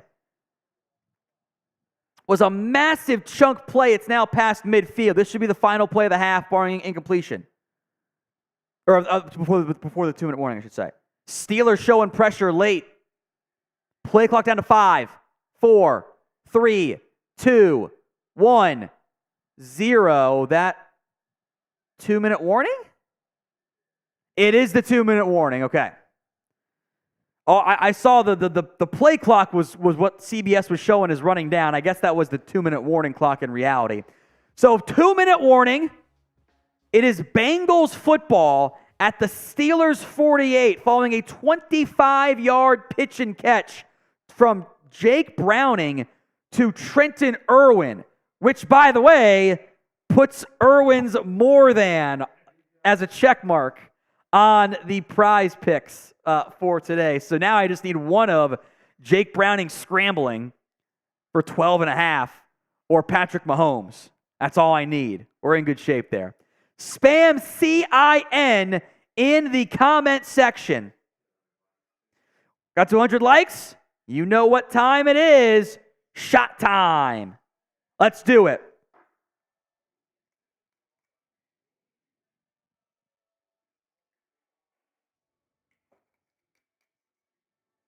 Get low on the SoCo, but that's okay. Bottoms up. Thanks everyone who liked the video. I appreciate that. Keep liking. Every 100 we will do shots for it.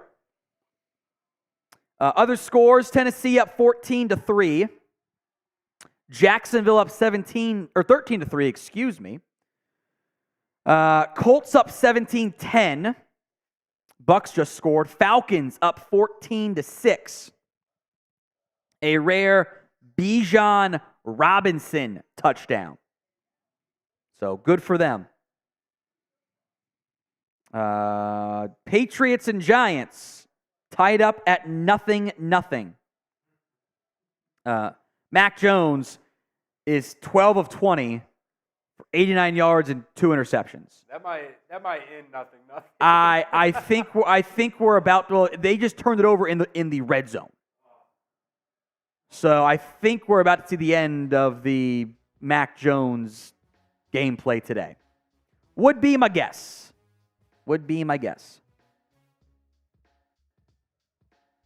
Spam CIN in the comments, folks. Bengals football, 1st and 10, 2-minute warning just hit.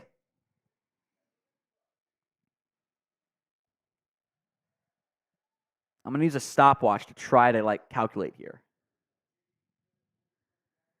Oh, is it working now? The clocks might be fixed.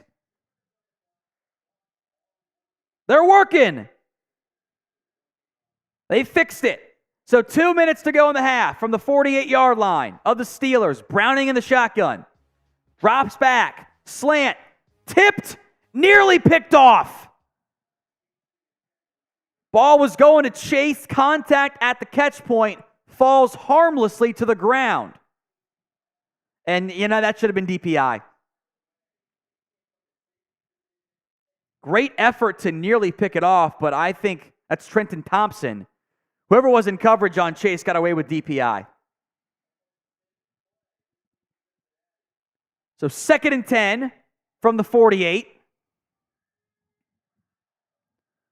Travion Williams in the backfield finds Boyd, and he's out of bounds for a gain of about 5. So 3rd down, type in those 3s here.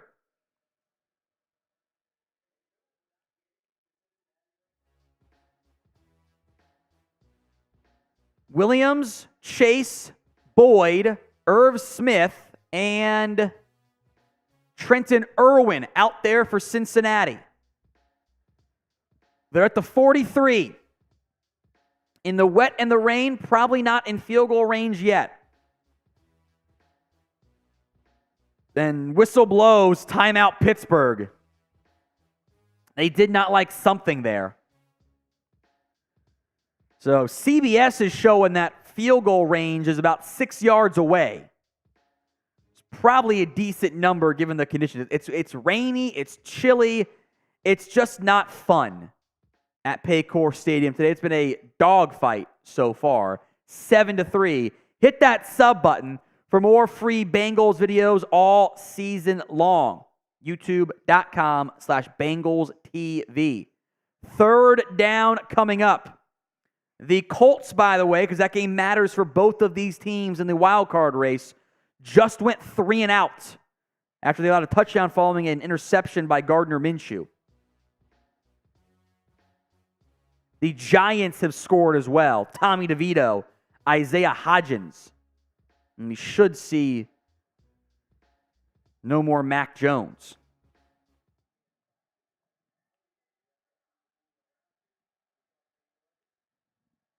Browning in the shotgun. They're going to motion Mixon to the right side. To Boyd. Incomplete. Joey Porter Jr. broke it up. A floaty little flat route to Boyd that would have been 4 yards shy of a first down anyway. Do you punt and make the Steelers go the distance here? That was a great play by JPJ. He read it. They were trying to catch him in man-to-man, and Porter bailed off of Chase like he should.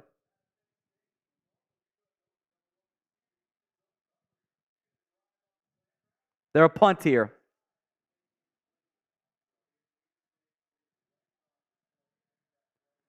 Brad Robbins kicks it away. 1:43 to go here in the half. Bounds in the end zone for a touchback. So not much results there for the Bengals punt team. It's a minimal net gain as the Steelers offense will come back out now. New England has kept Mac Jones in the football game, by the way, which is weird. Other scores again, Bucks down by 7. 17-10. Jags up 13-7, but Houston has the ball in Jags territory right now. Seems significant. So 7-3, Bengals up, but it's Pittsburgh football here.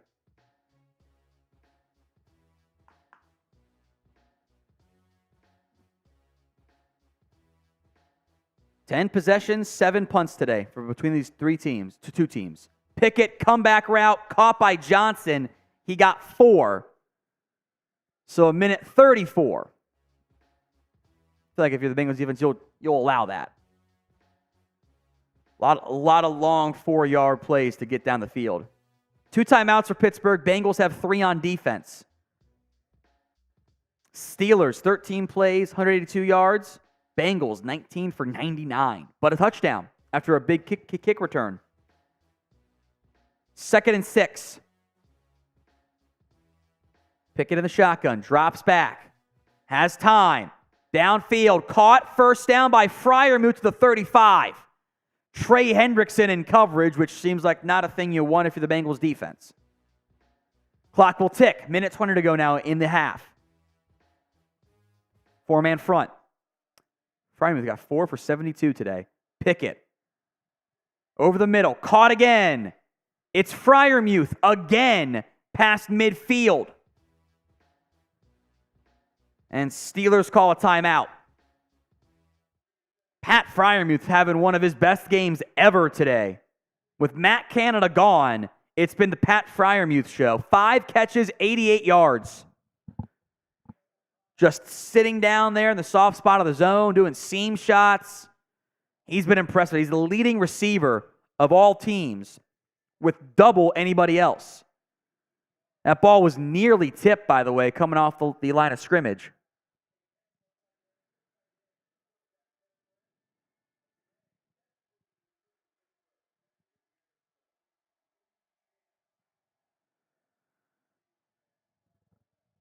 Rain continues.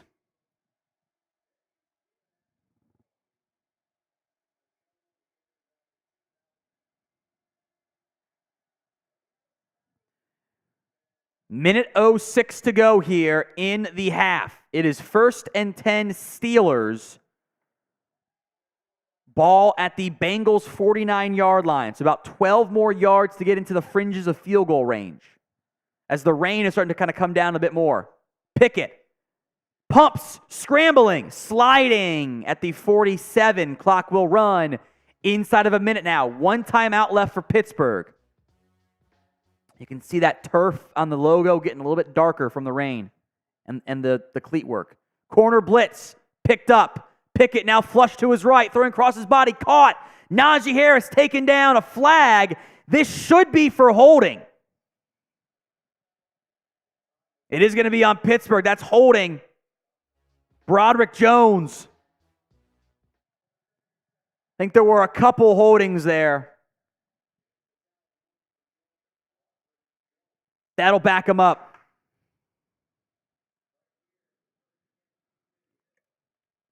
That one's a bit obvious.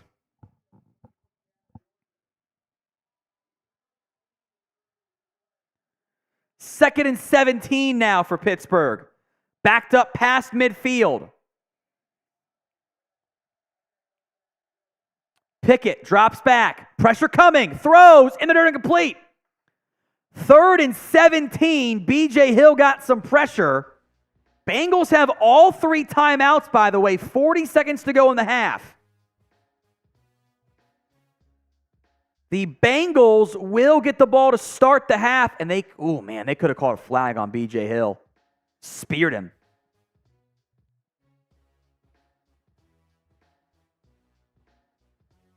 Third and 17. Hendrickson, Murphy, and Hill out there on this 3rd down up front. Plus Davis Gaither and Germaine Pratt at linebacker. Logan Wilson is playing 15 yards off the ball. Draw play to Jalen Warren.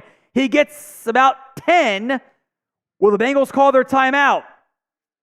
Yes, they will. Just past midfield. It's going to be 3rd and 9-ish.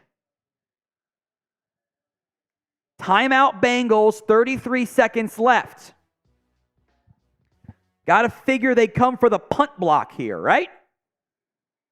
Go all out, try to block this one. Would make the most sense to me, at least.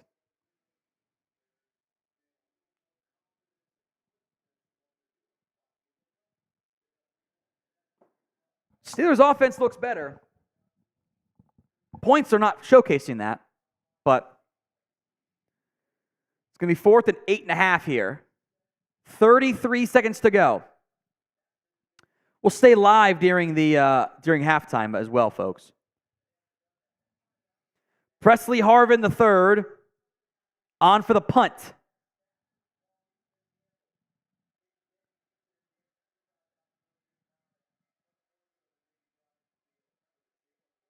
Punts away. Clean. High punt.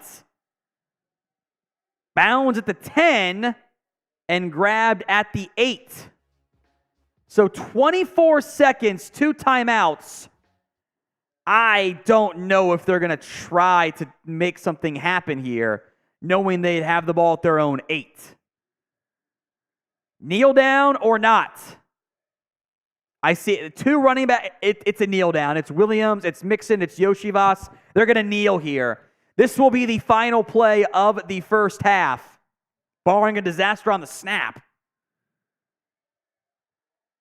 And it's a kneel. So 7-3, the halftime score. The Bengals up over Pittsburgh. The offense for the Steelers have gone 45 straight games without at least 400 yards. 0 by Pittsburgh. They're at 221 in the first half. Bengals up 7-3 despite their offense having 98 total yards of offense. They've moved the football effectively. So how would you grade Jake Browning today? A, B, C, D, or F? Remember, Cincinnati gets the ball at the half. Could you actually give me some water, too? Thanks. Got to settle the stomach a little bit there. Browning, 9 of 12 for 101 and a score. Also sacked twice. So grade Browning so far. A, B, C, D, or F in the comment section. Careful. Yeah, don't break it. Yeah, heard some clicking there. Make sure it's okay. Okay. A, B, C, D, or F?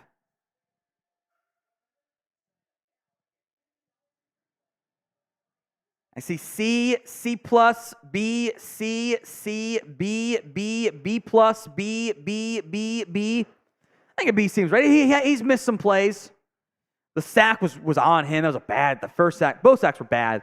The second one was fine because he didn't fumble it, but it was, he held it too long both times.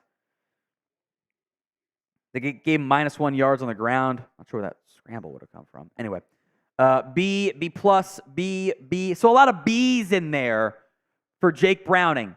I think that makes sense. Seems pretty correct from that standpoint. Joshua says, why is Bill only 5 carries? Get more carries with that one Burrow. But he wasn't. That's the thing. And, especially when they've only run 17 plays, that ratio is similar, if not more, in favor of Mixon than previously. They've also not run it that well today. 5 carries, 13 yards. Nothing longer than 4 either. So the volume's low, but the play count is low for Cincy too. I mean, they've run 20 plays today. That's it. 20 plays. The Panthers had a 14-play drive today. Put that in perspective. It's been kind of a weird football game, all in all. Weird football game. They kept Mac Jones in there, by the way, who fumbled again.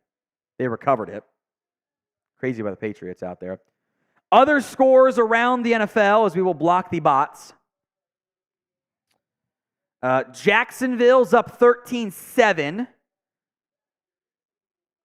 Falcons up 14-9, now with the ball in the red zone.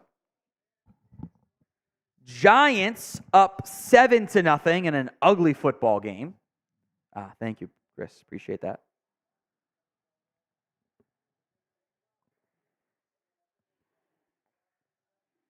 You just shock yourself? Yeah, I heard that shock. Chris picked up his mic and zzz, is what I heard on my end. Titans up 14-3 over the Panthers as well. So it has been a not great game for Carolina. I still don't know how Frank Reich's going to stay around here at this stage. Seems unlikely. Grade Jake Browning, A, B, C, D, or F? Some fun out of structure from Stroud there too, by the way. Both guys look good, Lawrence and Stroud. Bucks Colts, let's check it on the highlights here. This is the Minshew keeper on a rollout right, and there's just no one goes with Minshew. Nice cutback. Beat Devin White. Bad tackle effort. Derrick Henry has like 15 yards and 2 scores today. Maybe he's up to 24 yards.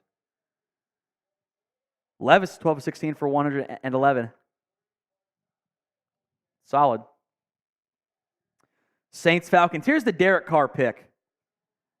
Oh, Jesse Bates jumped it. A 92-yard pick 6 by Jesse Bates. And then Ritter to Bijan for a score. I love the uniform combinations. I love the throwback red helmets for Atlanta. I like them. Here's the Mac Jones pick. Oh, no, it's the DeVito score. Oh, he just stiff-armed him into the turf. Isaiah Hodges. Oh, the security guy. He goes down. You hate to see it. You hate to see it. Halftime here takes about 15-ish minutes. Bengals are up 7-3. The Colts are pushing the ball with a chance to score here before the end of the half. Remember, in that game, Tampa got the ball to start. Titans are trying to march as well here. We'll see if they can. They're going to be on the fringes of field goal range. They're showing that the sack by Browning was on him. You can't hold it that long. A lot of short stuff, short passing game too. It's been interesting. They Makes it hard to get Jamar Chase going when you have to get out of your hands. I'm really surprised there have been no screens to Chase yet. Yeah. He's made some nice plays. He made that great tip catch that he took for 31 yards. Man. Was the Drew Sample touchdown for the Bengals to give them a 7-3 lead. It has been that score since then. The over-under was what, 36? 36, I think, yeah. We're trending towards getting the under in this one. Told it was going to be an AFC slugfest. Stretching my back out a little bit. Jags at halftime. So end of that Jags-Titans game, Trevor Lawrence found Christian Kirk and got him down to the 1. And they ran a Travis Etienne run play. They did not score.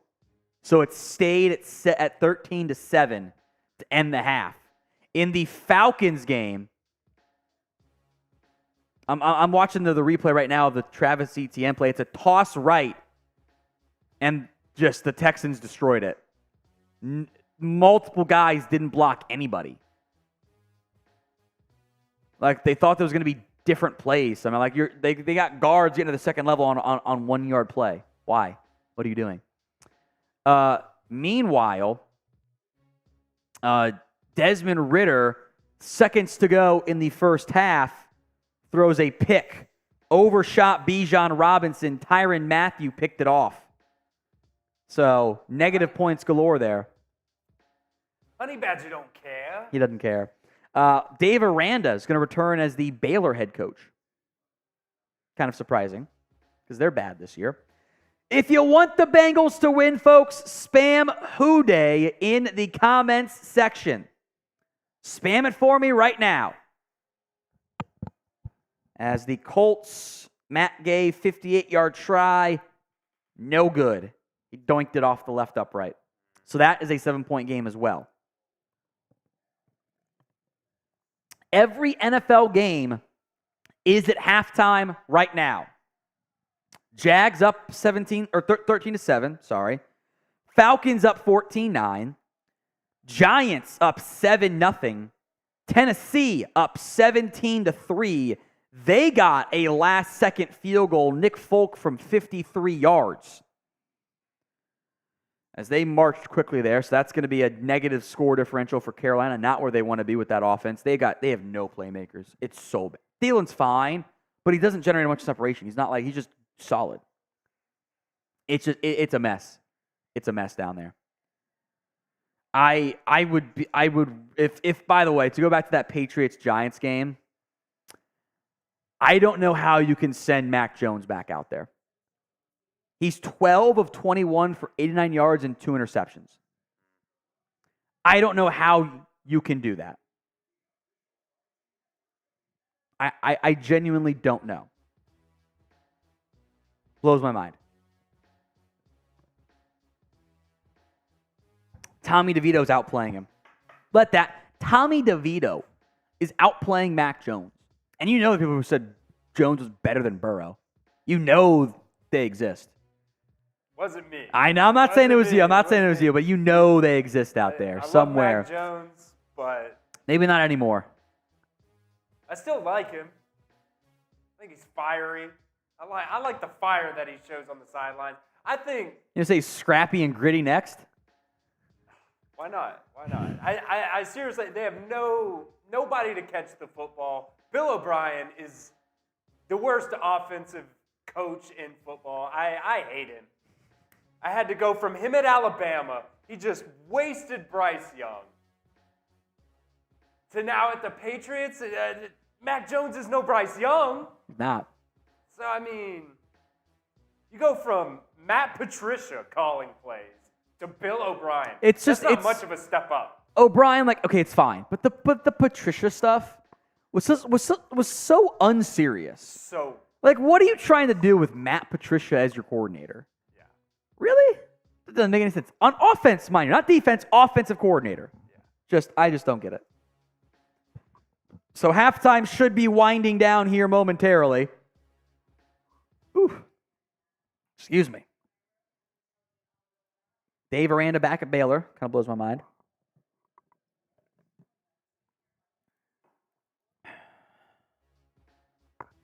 Bengals have not run the football well today. 5 carries, 13 yards. Just not there. They've hit some nice plays off of play action, though, which I think has been smart for them. So, hit that sub button as well. Free videos all season and off season long right here on Bengals Breakdown. YouTube.com/Bengals TV. This number, that one right there, tied into our live audience. So as it rises, the live analytics, you will see it rise as well. Hit that sub button, youtube.com/Bengals TV for more free Bengals YouTube videos. Appreciate everyone who has tuned in so far today. It is 7-3, Cincinnati leads with every single NFL game at halftime right now. What are the odds on that? Every game, halftime. It was a quick first half. It was a very quick first half. Not what you normally see either. It was very boom, boom, boom. That's what happens when there's a lot of completions, too. Balls hit the ground 3 times for Cincinnati, hit it 6 times for Pittsburgh. That's it. It's quick. It's quick. Pop my back here. And I love typing all the F-pits. I love it. Will be Bengals football to begin the half. Man, that tipped ball was nearly a disaster for Cincinnati. Chase grabs it and runs for an extra 25 yards beyond the 5-yard catch. And then just got going.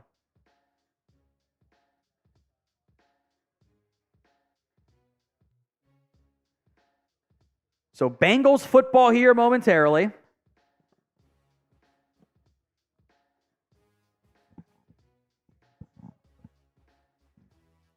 Oh, they're showing Deontay Johnson just being lazy. That I did not see this. I saw him knock off the ball in the first play. After he dropped that pass, the very next play, Deontay Johnson did not do anything.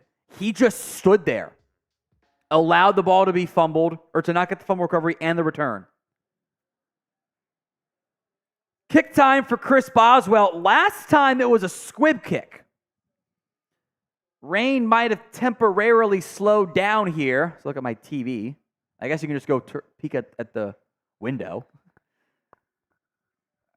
This is a high kick from Boswell. Williams at his own 5 will run it out. Up the middle. Breaks a tackle and falls down at the 25-yard line as some chippiness going on. Looks like the rain has slowed down a little bit. So 1st and 10, Bengals.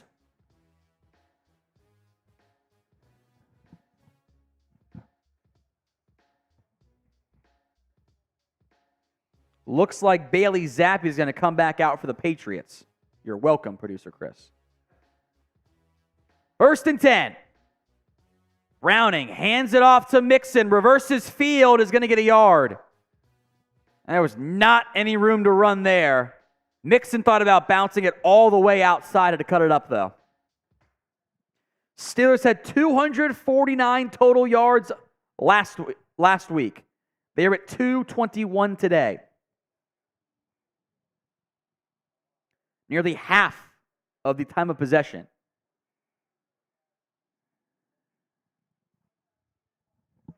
Second and 9.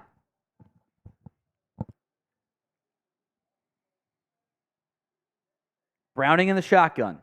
Drops back. They bring 4. Batted down at the line, incomplete.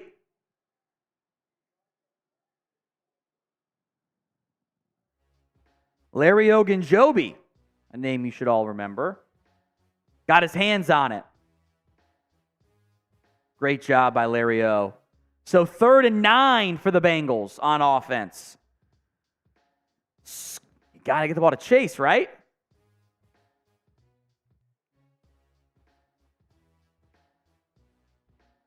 They motion sample out wide, empty set for Browning. Steelers showing a 4-man pressure. Playing with the safeties. They're going to bring 4. Browning slant, caught by Yoshivas First down and a little bit more to the 43. Andre Yoshivas. Yoshi coming through on a little slant.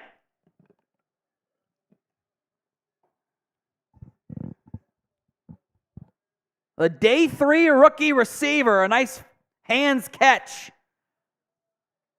They ran a little pick play for him. Trenton Irwin laid the pick. It's now 1st and 10 Bengals, ball at the 42. Travion Williams in the game. Play action.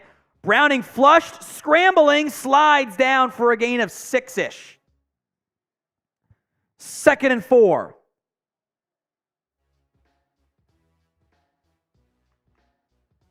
Clock is working once again.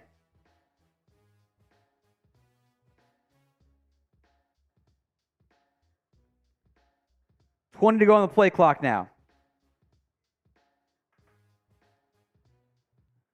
2nd and 4. Motion from Trenton Irwin. Delayed handoff to Mixon is going to get a yard, if that. Mixon was trying to break an arm tackle, just could not do it. He's been close now twice to bouncing it for a big game, but corralled. 3rd and short. By the way, Browning barely got that handoff in time. 3rd and 3. 12:32 to go here in the 3rd quarter. 3rd and short for Cincinnati. Sample in motion. Or sorry, that's Hudson. Steelers going to bring 4. Browning, quick pass, caught by Hudson, 1st down. Type in those ones. 1st down Bengals. The guy wearing the Bengals 69 jersey is my hero.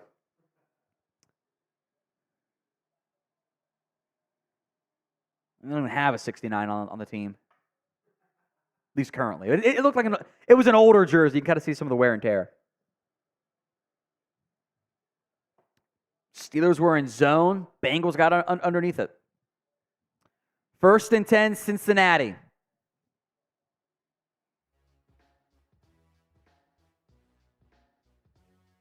Five-man front. Steelers bring 5. Browning. Shot play. Caught by Jamar Chase. What a catch.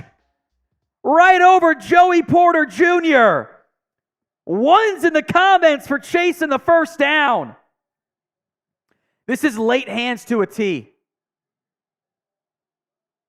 Did Chase steal the whose mouthpiece is that?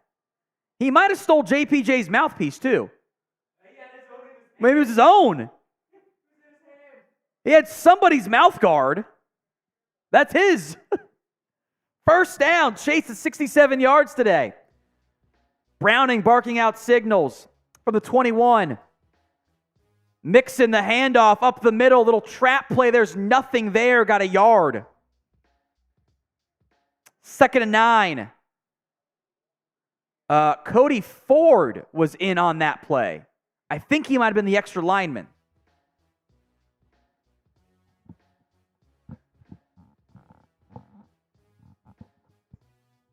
To be clear, great play by Jake Browning, too. I meant to say that earlier.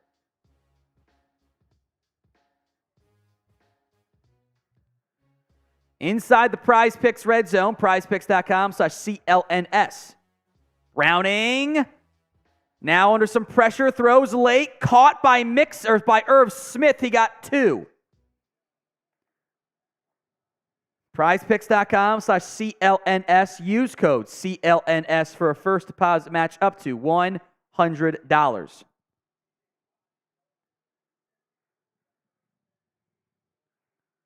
So 3rd and long.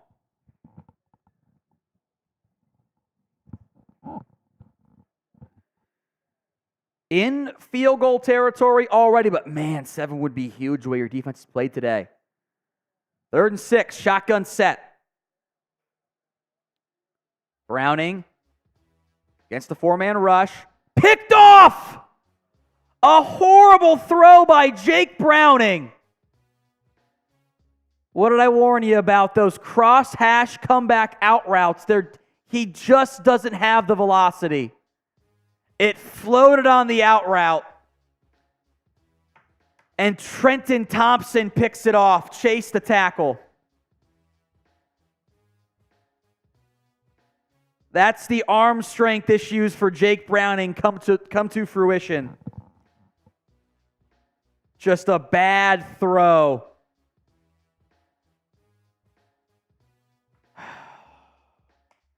F's in the chat.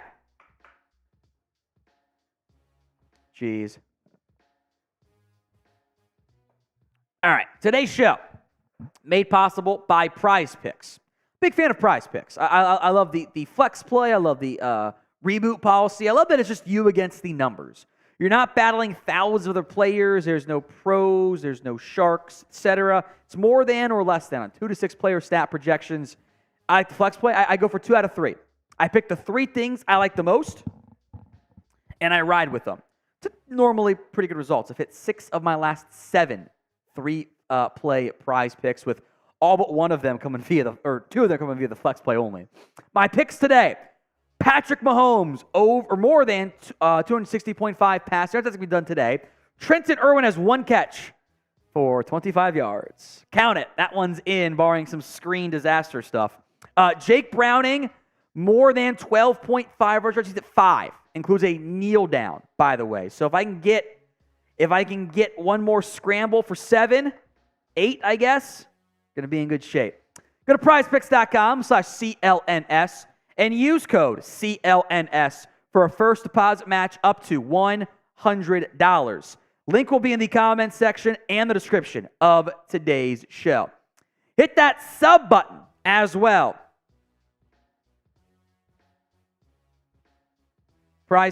YouTube.com/Bengals TV.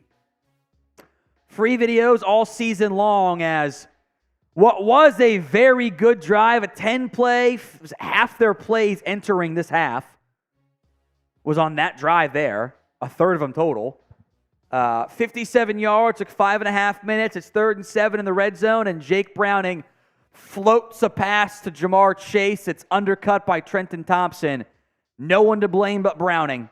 A colossal error, as both teams now have turned the ball over in the red zone, costing points. Can't do it. 1st and 10. Pickett, a screen to Jalen Warren with space, 25-30. 35 spun down by Germaine Pratt in pursuit. 1st down, Pittsburgh.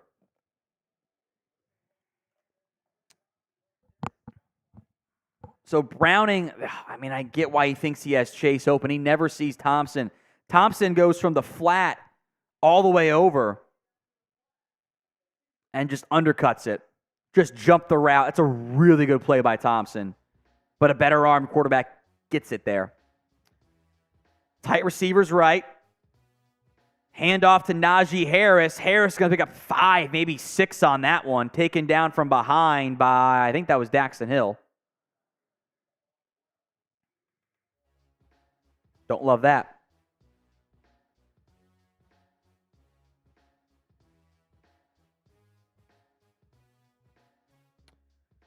So 2nd and 5.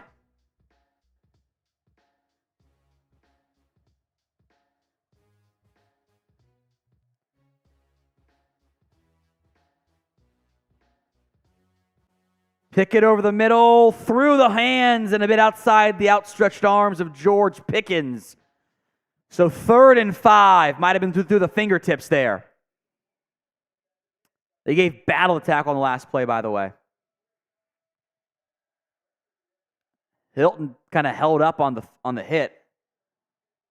Yeah, it's just that's too far. That maybe grazed the fingertips.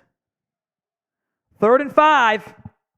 Warren Freiermuth to the left with Warren in the backfield. They're going to motion Calvin Austin from left to right just to check the man versus zone stuff, basically. Pickett looking that way. Out route. Caught by Austin. 1st down. Big pickup for Pittsburgh.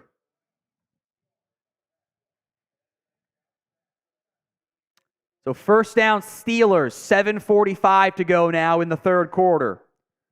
They had Jalen Davis on Austin. is interesting.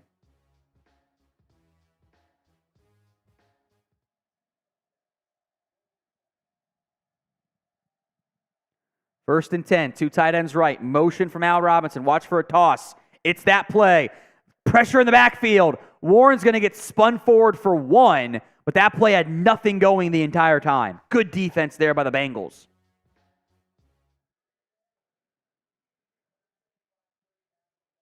I don't think that was Davis who made that tackle, but maybe I was wrong. That's what the stats are saying.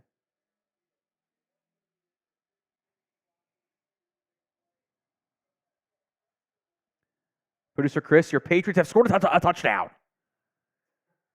Ramondre Stevenson. 7 yards, a 60-yard drive, actually. Zappy's the guy. Drawn out of Warren is going to get 6-ish. Third down again. Type in those threes. Type them in. Do you want your Patriots to win? Or do you want to tank for a new QB at the top of the draft? Yeah, I mean, either tank for a new QB or tank for some talent at wide receiver. All right. Marvin Harrison Jr. Yeah, or Malik Neighbors. I love either one of them. There are a bunch of good receivers this year, which we'll do some draft stuff once the season is over. Or a Dunzier. Keon Coleman. There's so many good guys. Pickett over the middle. Caught. It's Freiermuth again. The Steelers actually attacking the middle of the field. The Bengals defense leaving it open. Pat Freiermuth having one of his best games ever. 6 catches, 98 yards. Just dealing out there. First and 10. At the 39-yard line, a 7-play, 40-yard drive. Again, this game is going by quickly. We're at 5.5 to go now in the third quarter. Trips left, tight end right, it's Darnell Washington. Pickett looking over the middle, now left side, rolling that way, off balance throws, caught. Pickens at the first down marker. He's a little slow to get up, but he's okay. The first down, Steelers. Now you need your defense to do the red zone stuff again. It's a nice on the run throw by Pickett. Good job by Pickens coming back to get that first down, too. Did he stay in bounds, by the way? Oh, clearly did. Yeah. Good job by Pickens. First and 10, Steelers, the 29-yard line. Toss again to Najee Harris. A little bit of blocking. Stood up and will drag a guy for 2 more yards. Got about 5 or 6 on that one. Harris is playing hard.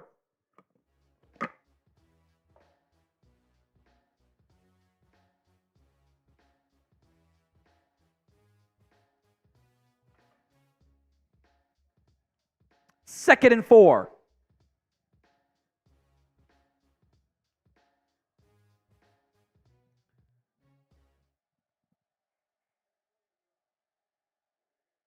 From the 23. Pickett in the shotgun. Drops back. Pressure coming. Feels it. Goes down. It's a sack. It's Myles Murphy.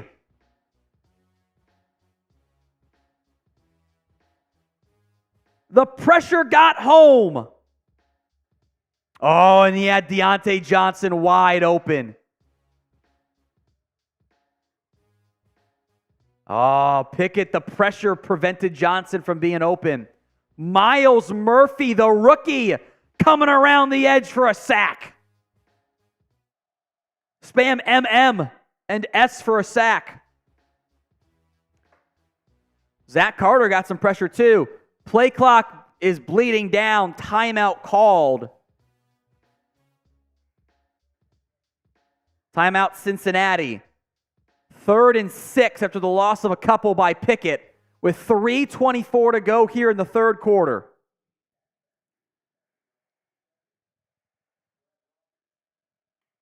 .326 here. A rare Myles Murphy sack. That's what you want to see. You want to see your rookie make some plays here.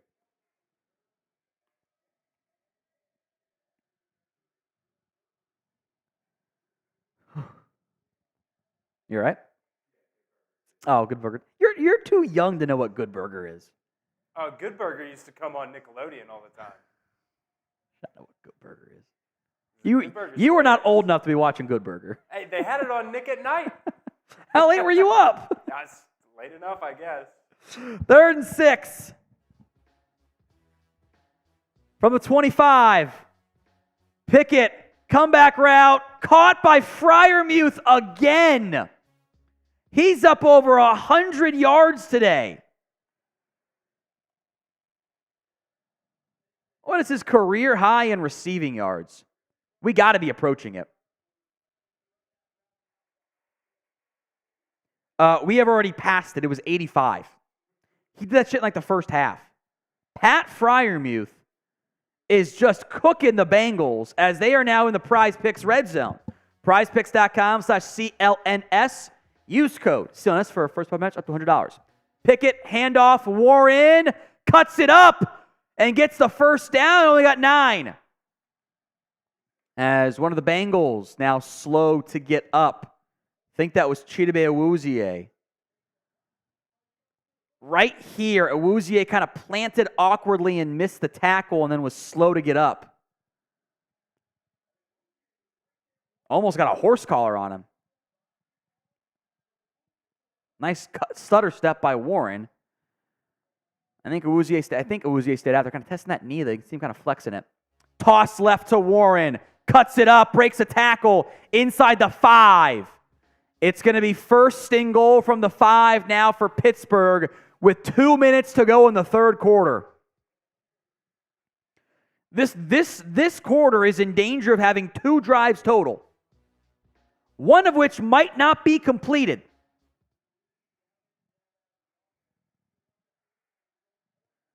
First and goal from the 5. This feels like a Najee Harris toss play again. 5-man front, motion for Robinson left. Handoff up the middle. Harris bounces it wide. He's in. Touchdown. Flag for holding. It's coming back. Darnell Washington. He didn't let go of Germaine Pratt. You got to let go of Pratt there if you're watching. That is the correct call. Oh, they picked up the holding flag.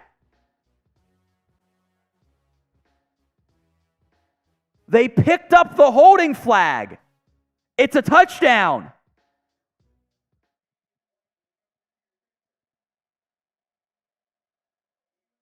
That's a hold. He has him outside the frame. That is a textbook holding call. I cannot believe they picked that up.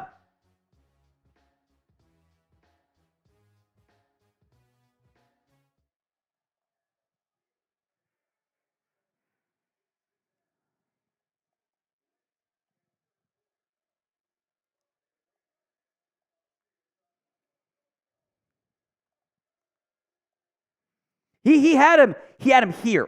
He was grabbing here. As long as you're blocking like this, you can hold if it's within the frame, which is, in the frame of the player itself and relative to the play.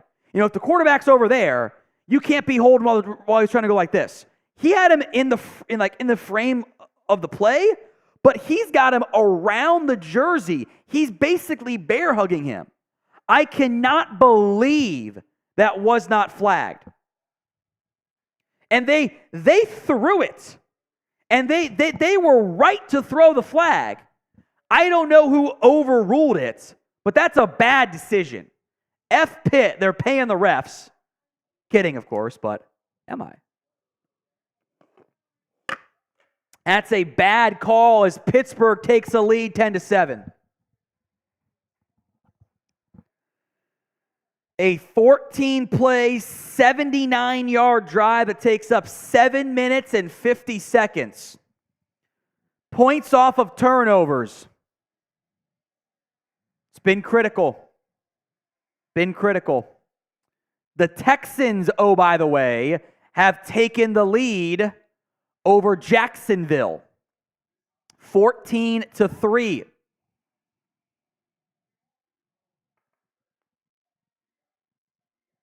Bucks were marching down by 10, but just took a sack.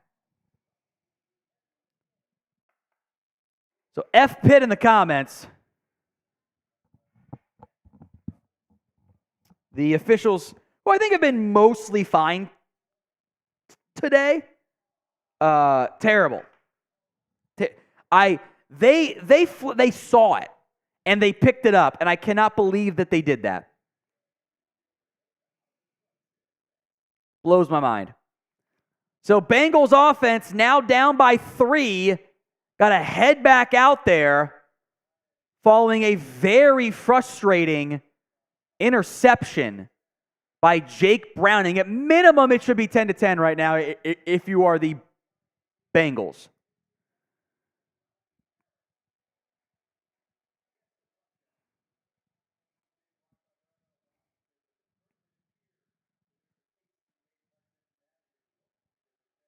Even Charles Davis is saying that there was a case we made that was holding on the offense. And like the actual broadcast crews are much nicer about the refs than we ever will be. They'll play some diplomatic stuff. Here it is again. They're going to show it again. Look at this. Outside the frame. It's that right hand. He's got him over here. If he had him here, it's legal. That's a great block. But to have him outside the frame, you can't do that. Time to get Jake Browning and the offense going here for the Bengals. 1st and 10, ball at the 25-yard line. Browning, play action. Over the middle, caught. It's Boyd at the first down marker, tripped up. I, for one, love it when your defender gets beat for a first down and gets up going like this. What DeMonte Casey just did. It was a good tackle, but just got beat for a first down.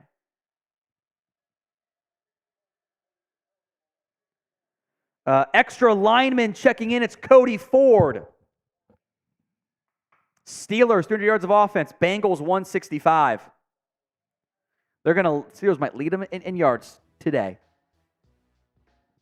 Browning under center. Play action. Pressure coming, avoids 2 sacks, now scrambling, dancing, is going to get a couple yards there. I mean, they went max protect, and TJ Watt, and I think it was Cam Hayward also, nearly got home. Watt, why were they single blocking TJ Watt with an extra lineman? I don't get that. Doesn't make any sense. That's your 6th offensive lineman one-on-one. Eventually, came over to help. Like, that just doesn't make any sense to me. It's dumb design. 4 yards for Browning on the scramble. They have to run at least one more play here in the quarter. 2nd and 6. Mixon to the flip sides. Irwin motions. Play like 2. 1. The snap. Handoff to Mixon. Made a guy miss in the backfield. Did a great job to get 1, and there are 2 flags. And this is going to be holding. TJ Watt blew it up in the backfield. It's Irv Smith.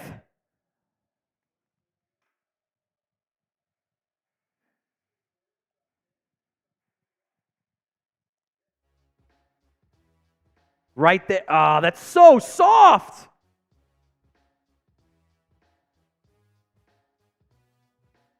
My mindset is, if you're not going to call the Darnell Washington one, which I think was holding, don't call that one. See, that's what I don't like, because it's not consistent. You had 2 questionable calls. I thought that one was less holding than the first one. TJ Watt got the call because he fell down. That's why. He sold it well. It was a brief hold within the frame still. Trying to bounce it wide. Like I also said this part too. Why, on 2 big plays for you, are you blocking TJ Watt one-on-one with Cody Ford and Irv Smith Jr.? What are you doing out there, guys? That's bad design. Should never do that. Ever. I don't get it. Doesn't make sense. Some bad coaching, some bad decision making, all of it just like, don't love that. Don't get that. It is the 4th quarter. Spam your 4s. Can you give me some water? Thank you, Chris. 4th quarter coming up.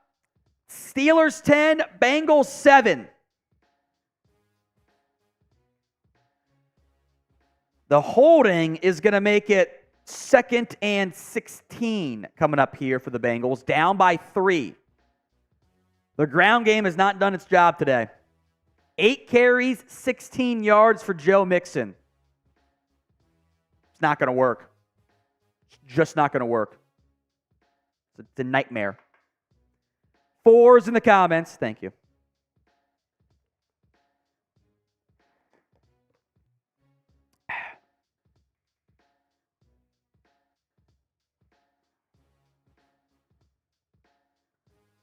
The Steelers, in all likelihood, are going to have their first game with more yards than the opposing team. I think it'd be really funny if they lost that game still. I think it'd be really funny. Browning's made some plays on 3rd downs today, which you're going to have one most likely up here in a minute. He's actually only 2 of 7, though, but two big ones. But you got to get going here on offense. Again, you clearly miss Joe Burrow right now. I think it's also shown in the run block, in the ground game. They're selling out on it. Like there's no fear of the passing game cooking them the way it normally is with Burrow. 2nd and 16, empty package for Browning. Throws, picked and no caught by Chase. That was a pick 6 for Damontae Kazee. Bats up in the air, and Chase comes down with it, and he picks up 13. Damontae Kazee jumps the route. It goes through his hands, and it goes into the arms of Jamar Chase. That is twice now batted balls have landed in the arms of Chase. It's now 3rd and 2. Wow, lucky break for Cincinnati. Browning in the shotgun. Looking left. Screen to Boyd. First down, Bengals. Type in those 1s. And a flag comes out now. This might be offensive pass interference for blocking downfield.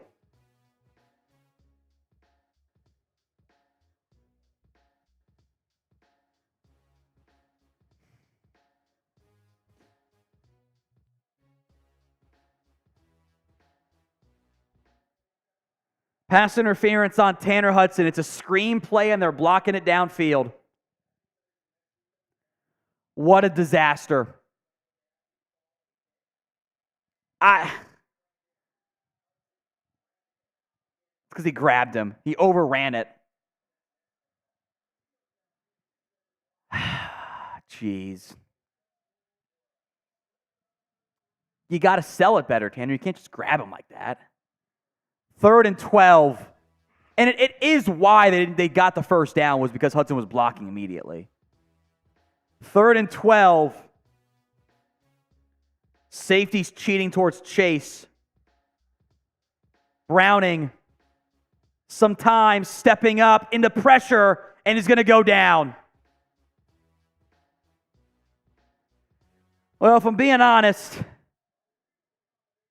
the ball don't lie angle there would have been the punt that's coming up, because there should have been a pick 6 by Kazee. 4-man pressure from Browning. I don't know why he ran up the middle. Bad vision.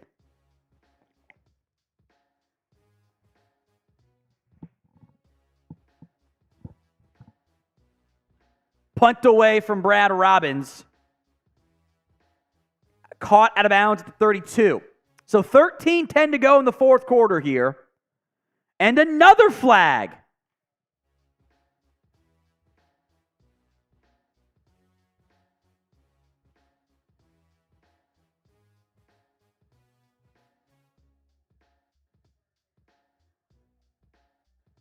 Holding on the Steelers. Turning into a ref show here, but one of them goes in favor of Cincinnati. 10-7, they called holding on, I believe that was Tariq Carpenter. It was a 41-yard punt plus 10 yards. So that should back up Pittsburgh to their own 22-yard line here. Today's show, is made possible by Prize Picks. Here's why I love Prize Picks, folks. It's you against the numbers. You're not battling thousands of players. There's no pros. There's no sharks. There's no sharps. It's just you against the numbers. Can you pick your 2 to 6 player stat projections correctly and come out on top? You can mix and match sports, NFL, NBA. The reboot policy keeps players alive in the event they go down in the first half and do not return. My picks today: Patrick Mahomes more than passing yards. I might need that one for the flex play to hit. I've got more than Trenton Irwin receiving yards. He has 1 catch for 25 yards. Needed 24.5. We got it, baby. Jake Browning, 12.5 rushing yards. He's at 9. We're close. And the way this game is going, they're going to have to throw, which means some scramble opportunities will emerge. Go to prizepicks.com/CLNS and use code CLNS for a first deposit match up to $100. Link will be in the comments and the description of today's show. It's prizepicks.com/CLNS. CLNS for your first deposit match up to $100. We're plus 5,000 subs here. The goal is 6K. I think we need some more new audience to fully get there. Appreciate everyone who has subbed today. You guys are awesome. YouTube.com/Bengals TV. You'll see the subs come in as they happen. This is tied right into the analytics feed, by the way. Elsewhere in the NFL, Jacksonville, with some questionable calls, have taken a 21-14 over Houston. In the Colts-Bucks game, 20-10, the Colts just turned the football over on downs, however, in Bucks territory. So Tampa has the football. Falcons up by 2 over the Saints. The Titans up by 7 over Carolina. Carolina football, by the way, after a quick punt. And then Giants and Patriots tied up at 7. Pickett play action to Cam Hayward. Going to get 2, if that, on a little play action boot play. Bailey Zappi is 7 of 8 for 45 yards. They've been feeding Ramondre Stevenson, which, hey, that's a good idea. Go figure. Who among us could have thought that was going to come?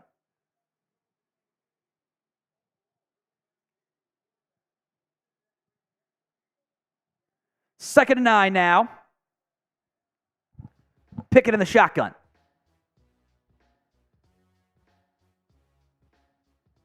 They just showed a 0 INT streak number. Takes a shot downfield. Pickens almost makes a diving grab.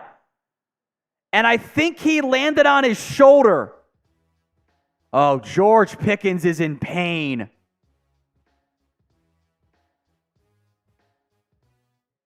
A little bit of contact between Awuzie and Pickens. Pickens goes full extension to try to make the diving catch. And he stayed down. And he's doing that whole, like, you're kind of on your hands and knees, hands in the face, like kind of kicking your feet because you know you're in pain. It'll be third down. Hopefully, Pickett will be okay.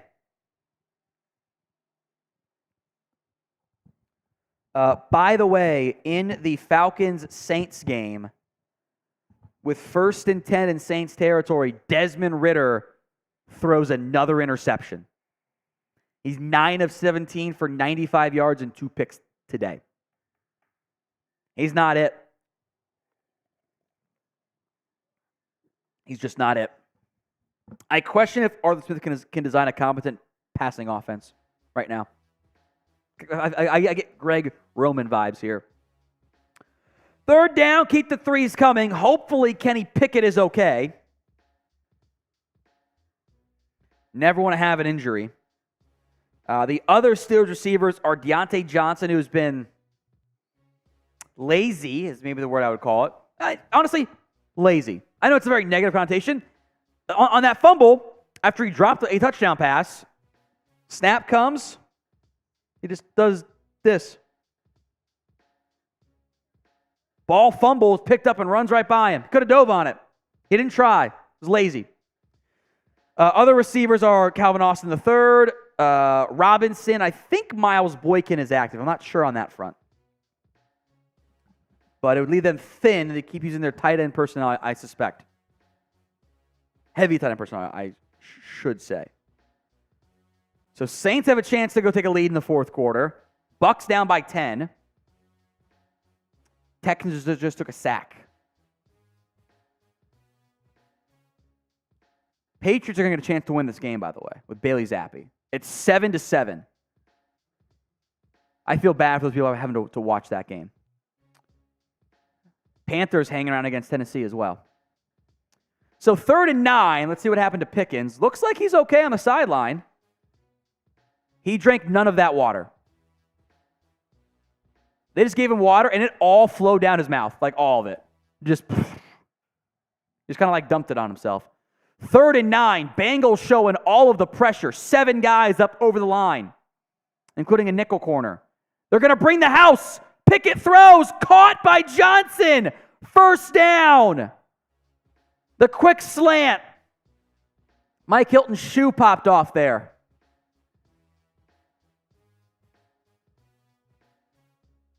It's a good throw by Pickett. And you know what? That's an awesome catch by Deontay Johnson. That is a fingertip grab at his ankles he pulled in.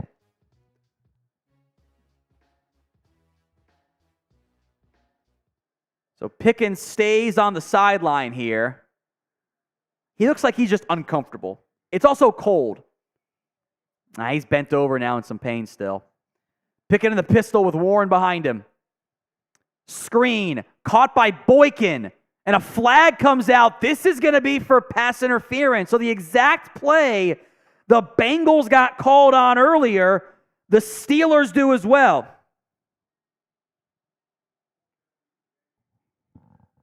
Hey, they called it consistently. They called it consistently. I will take it. Miles Boykin. Screen was actually to Robinson, my bad. Boykin was the one blocking immediately downfield. So 1st and 20. And Pittsburgh goes back to their own 25-yard line now.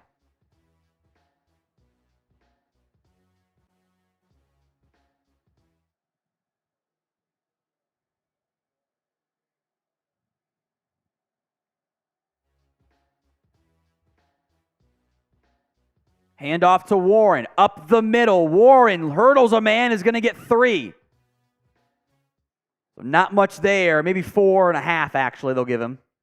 2nd and long now. 2nd and very long. Here's the replay of Pickens. God, he just landed full body weight.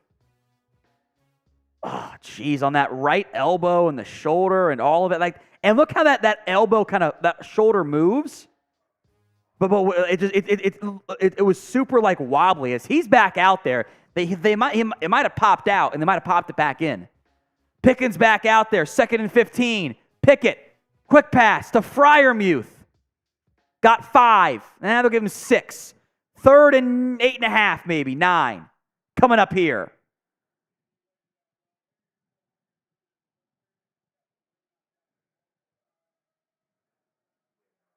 Okay, Wood knocked out of him. That's fine. Saints ball at the Falcons 19. Taysom Hill fumbles it. Jesse Bates, Bengals legend, recovers. Or Bates knocked it loose.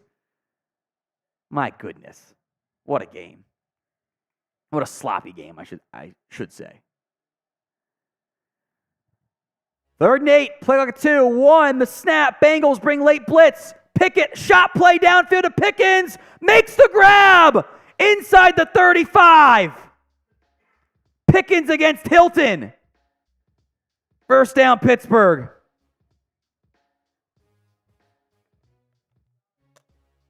Slot fade to George Pickens. Hilton got lost with where the ball was.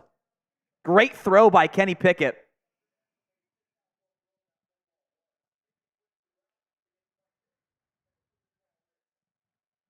Perfect throw.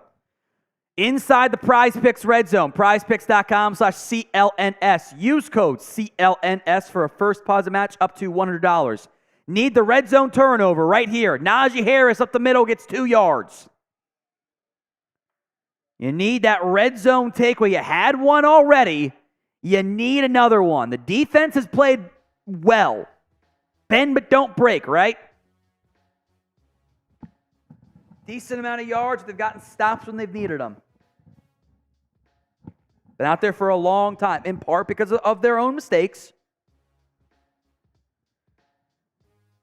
Steelers trying to get to 400 yards. They're 28 away, so can't do it on this drive. Handoff to Harris up the middle. Patient running, but there's nothing there. Germaine, Pratt, and others in there. Gain of a couple. Third down. We got 8.5 to go in the ball game here. Remember to subscribe. Harris checks out. Jalen Warren will check in here.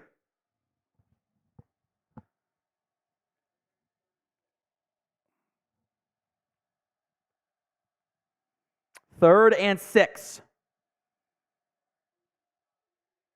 Got to keep your eyes on Pat Freiermuth here. Pickett drops back. Over the middle. Broken up. Mike Hilton, the PBU. Sorry, DJ Turner broke it up. The rookie out of Michigan. I can't always tell 20 and 21 apart. Great play by Turner to break it up. So the Steelers will bring out the field goal unit here. You can have your hand on them, just don't twist them. So Boswell on for a field goal try now. Boswell squeezed it in by inches. That was almost over the uprights. My, oh my. Look at that. I mean, that is about as close as you'll get without having to go over the uprights. FPIT in the comment section. But, folks, we got ourselves a ball game. Bengals will get the football. Red zone defense stood strong enough. 8 and change to go in the football game. Bengals are about to get the football back. Can Jake Browning, whose numbers, I think, look a little bit better than maybe what the play has actually been today. Says he's 15 to 20 for 133, a score and an interception. Held the ball badly. Almost had a strip sack that was really all on him.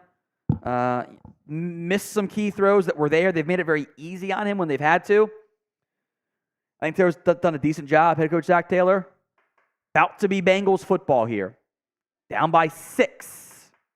6 points. All right, hit that sub button. YouTube.com/Bengals TV. We have free Bengals videos for you guys all season long and off season long. Bengals win today. The season is not dead. 26% chance of making the playoffs, give or take. Whatever else happens today might change intermittently, but those are the odds there. 26% chance if they win. If they lose, folks, it's 4%. And at that point, I think we can about go home. At that point, it just doesn't seem like it's going to happen at that stage for the Bengals. So you need this. This was, I thought going into the Ravens game, I had this game circled as my must-win game. Now that's when you had Joe Burrow, because Steelers are going to be in the wild card race alongside you. So you needed to win to keep your chances alive there. It would have been really rough even if you had lost both games with Burrow. Without Burrow, it goes from your chances are like you need a miracle to the miracle's not going to happen. All right? The prayers are not being answered if you don't win this game. You don't have the horses and the schedule's too tough to basically win out because you're going to be down a tiebreaker against Pittsburgh. You're down a tiebreaker against Houston already. The Bills, you have one. It might not matter. So this truly is a must-win football game. No way around it. Have you been to they just showed Findlay Market. Have you been to that yet? The Findlay Market here in downtown? It's not bad. Yeah. It's more fun when it's not, rainy. It's just it's the farmer's market. They're all kind of expensive. That's how it goes. So Bengals football, the touchback there.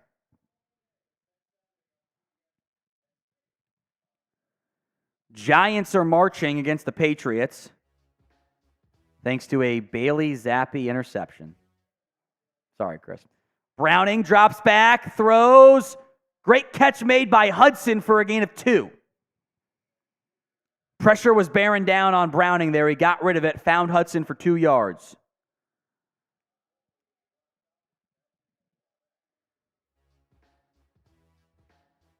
Second and 7. They gave him, I guess they gave him the extra half yard. That was a pretty generous spot, frankly. 7.5, we'll say. Need to make a play. Need Jamar Chase to make a play here. Do an in-breaker to him. Browning drops back. Quick pass. Caught. It was high. Corralled in by Tanner Hudson. Got about half of it on 2nd and 7.5. So it's 3rd and manageable. Type in those 3s.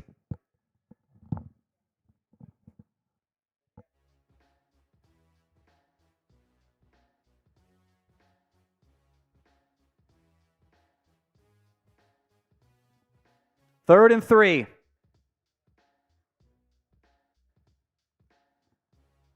Empty look for Browning. He's got Chase on the near side to him. Now they're going to motion Chase a little bit. Browning looking that way. Under pressure, TJ Watt gets home. He abused Jonah Williams on that one. There's one of your best offensive players in football, one-on-one against Jonah Williams. Browning had no chance.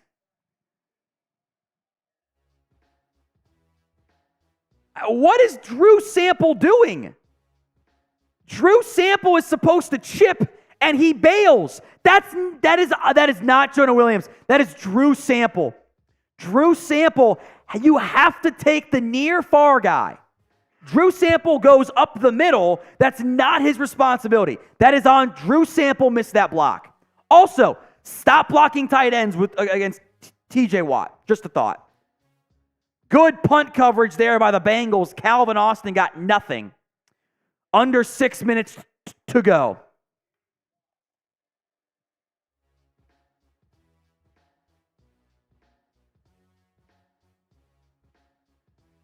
Again, why is... So what happened there? Bengals have Drew Sample into block on the right side. They're trying to help against TJ Watt, right? What happens is Drew Sample's up over TJ Watt. Jonah Williams is on the inside, of course, right? And they bring pressure, late pressure at Jonah Williams, basically. So as Jonah's doing his kick slide, he kind of pauses for a second, like, oh, wait, I might have to get that guy. And Drew Sample, who's on TJ Watt, bails on Watt to go up and get the blitzing safety, which is not his responsibility at all. It's not what he was supposed to do.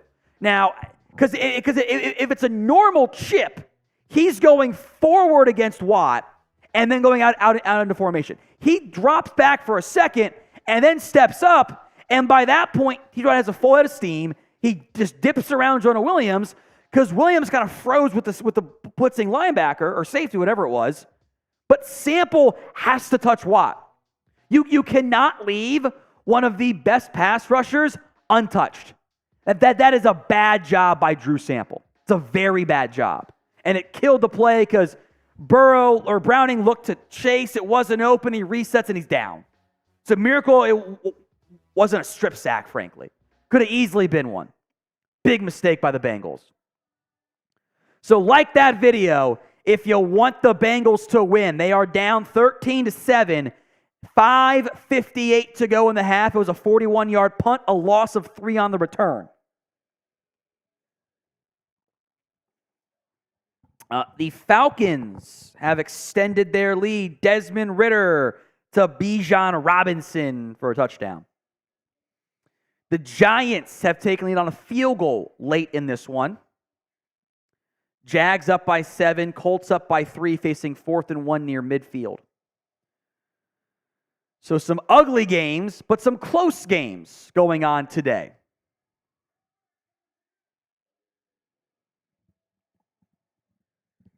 Because I would bet you anything. What Drew Sample is supposed to do on that play is funnel TJ Watt inside. I'm watching the replay again right now. He set, that's such bad coaching. Like, Williams is taking the insider guy. That's on Sample. God. Najee Harris gets loosed past midfield to the 44, maybe the 46. Yeah, I just watched the replay of that play again. So clearly on Drew Sample. Your line protection inside out.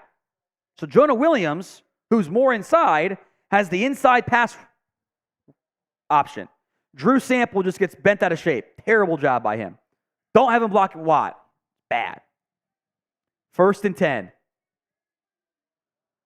Pickett hands off to Harris. Going to bounce it to the right side. Harris gets to the 40. 1st down. Taken down. 1st down Harris. Uh-oh. The Bengals' run defense issues starting to appear again. 5 minutes to go as that play puts the Steelers over 400 yards on offense for the first time since 2020, back in week 2. It was the second longest streak in modern NFL history. Harris stays in there. Allen Robinson was at fullback. Now motion's kind of an inline H-back. Play action, boot left. Robinson the catch. Robinson gets the 1st down. This Bengals defense looks tired, don't they, Chris? They look like they've been out there for a lot today, which is in part their own fault. They've allowed some long drives. It is turnover or bust right now for Cincinnati. If they do not get a stop here, if they do not take the football away, this game is over. The offense can't score enough. 6 yards in the 4th quarter.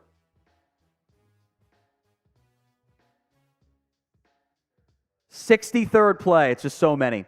Robinson in motion. Probably going to be a run. Handoff to Najee Harris. Bounces off his own guy. Going to lose a yard. So clock will run another 30-ish seconds. Or did the Bengals just call timeout? Bengals did call timeout. Actually, I actually don't mind that one. It's a good timeout. So 2nd and 11 here. Remember to subscribe, folks. Let's go ahead and leave that up.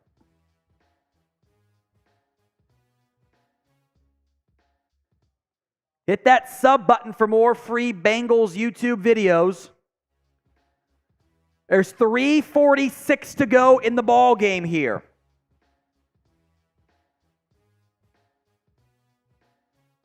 Second and 11. Bengals down to 1 timeout.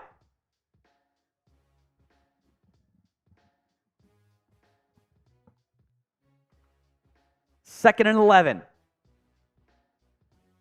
New play caller for Pittsburgh is paying dividends overnight. Matt Canada's gone. They've done more motion, hit more middle of the field stuff. Clear improvement.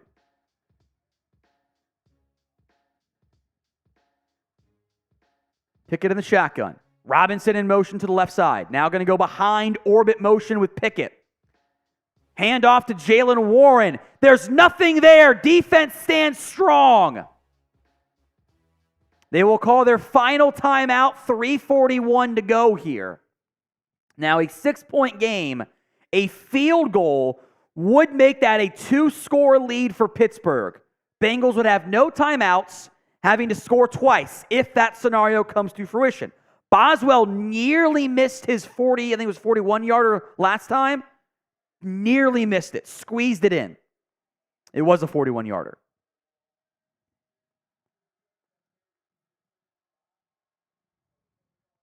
Wouldn't be that different distance from where it is right now. A little bit shorter. Pickett in the shotgun. Bengals thinking pass play. They got off coverage everywhere. Pickett checks it down to Freiermuth. Bengals swarm, make the tackle. The Steelers will take that clock down inside of 3 minutes to go here.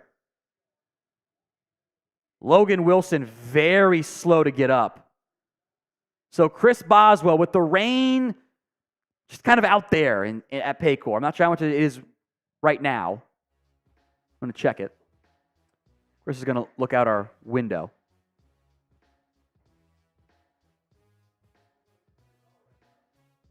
Just kind of ugly out there. Overcast and dark. Logan Wilson still down, by the way.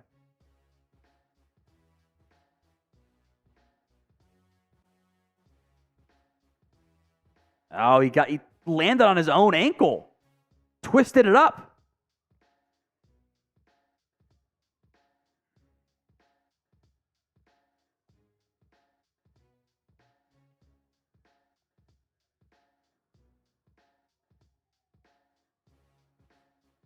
I set it a bio we can do for a post-game show for him.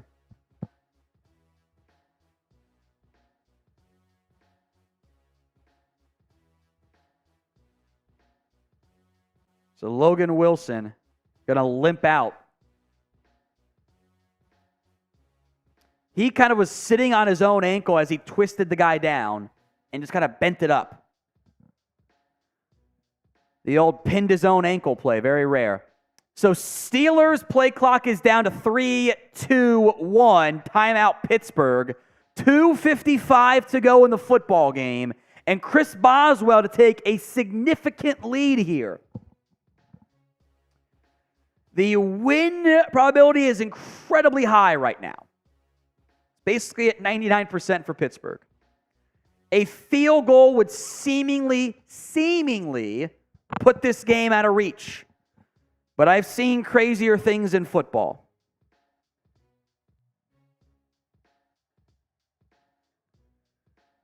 I have to let Browning air it out here in a minute.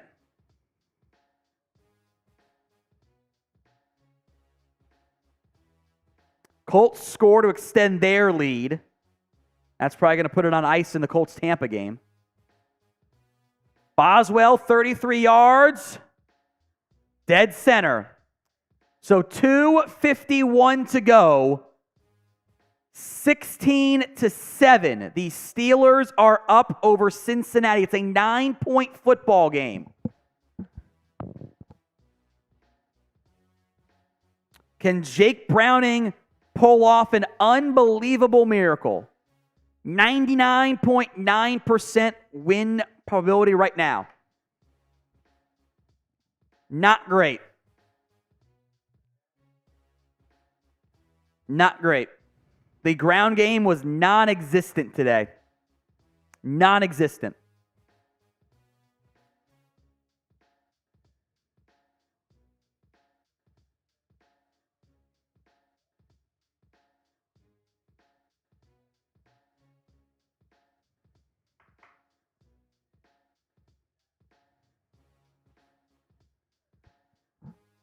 So kickoff coming up here in this one.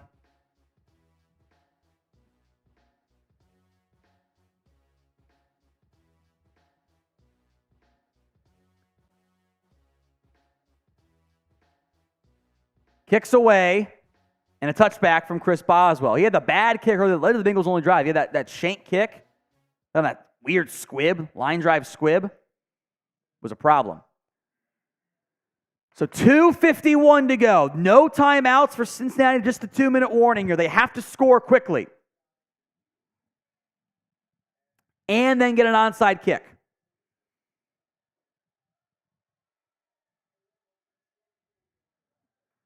Browning in the shotgun.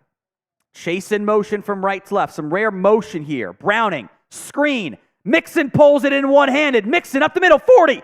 From behind, spins, 50, 45, 40. Breaks a tackle, 35. Out of bounds. The Joe Mixon screen. 11 seconds off the clock. And the Bengals march all the way deep into Steelers territory. Mixon, same thing. Kind of tipped it to himself and pulled it down. Oh, my. A gain of 39 for Joe Mixon. Huge play. Clock is stopped, but the play clock's down to 12 now.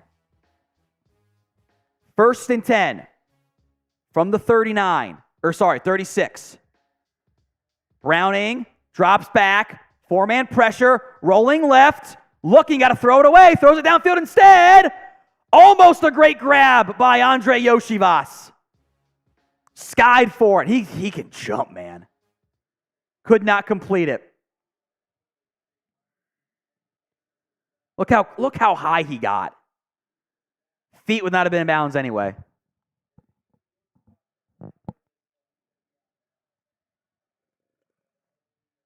Wouldn't have mattered. 2nd and 10. For what it's worth, Bengals not in field goal range. From the 36. Browning over the middle. Caught. Boyd. Clock is running.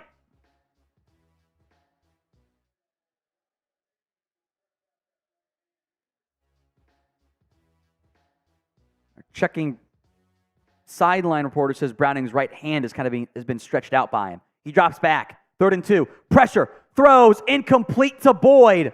Now it's decision time. It's 4th and 2. You might go field goal unit here. And because you need to get the ball back no matter what. Onside kick.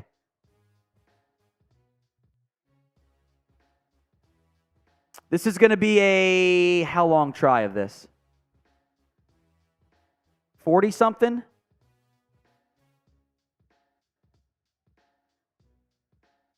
Have to make it. It's a long one. 47 yards. McPherson delivers. All right. 2:04 to go. Bengals got a quick 3. You needed the onside kick no matter what. That was the right decision. Bengals have no timeouts. The onside kick will determine the outcome of this football game.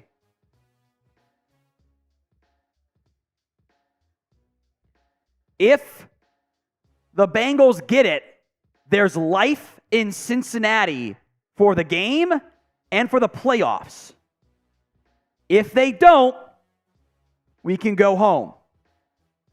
We'll do our post-game show. The onside kick is going to come up at 16-10 here. 2:04 to go. Not many onside kicks successful this season. Is Deontay Johnson out there? I'm kicking it right at him, if so. No, he's not out there. No, he is out there. I'm going down there. I'm going at the right side. I'm going at Johnson. The 35. McPherson now looks to the left side and whistle blows. Timeout Pittsburgh. You know what? I don't mind it. Tomlin's wearing shades when there's not a glimmer of sunlight outside.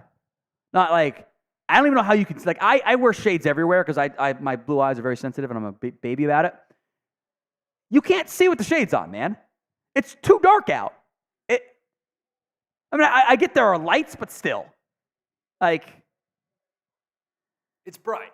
Yeah, whatever. They're polarized. I guess. Helps with the glare.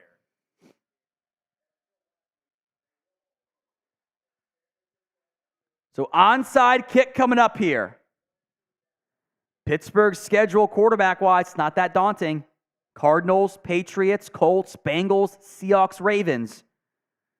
Might be a classic Mike Tomlin wins 9 or 10 games and makes the postseason somehow, some way. The midseason OC firing. So we'll try it again on the onside kick. Bucks are now marching the ball deep into Colts territory. It looked like McPherson just pointed to somebody and said, "It's coming to you."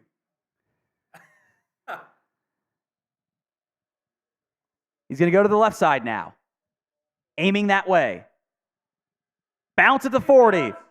And Pickens grabs it.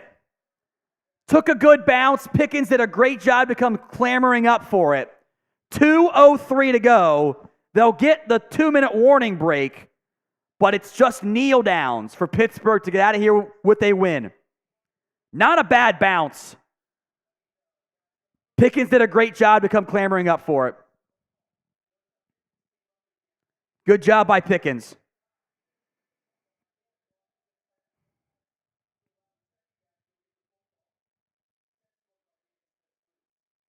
Pickens almost one-handed that. It kind of took a funny bounce on me. He grabbed it with just his right hand. Wow. That's going to do it for us.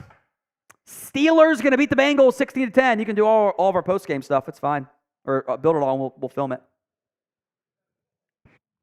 Barring a hysterical outcome, the likes of scene we've not seen since Herm Edwards' scoop and score. You guys remember that game? The Bengals will come up short against Pittsburgh. And that's about as bad as it gets for their playoff chances, my friends. It's about over. With this loss, the playoff odds will drop to 4. Now, I will throw in the Jags winning, which is going to bump it up to about 6. But if the Colts hang on here, it's going to be about 4 still. So the odds of the playoffs for Cincinnati might as well be dead in the water, or the rain, or the turf, whatever terminology we want to use here. Kneel downs to come. The Browning more than rushing yards won't hit either. Just shy. A frustrating performance out of the Bengals. They allowed the most yards by the Steelers offense in 2.5 years. Almost 3 years, actually.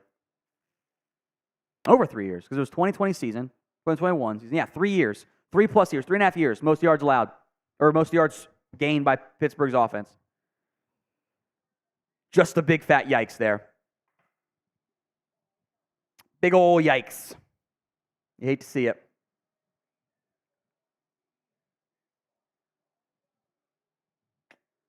Sad.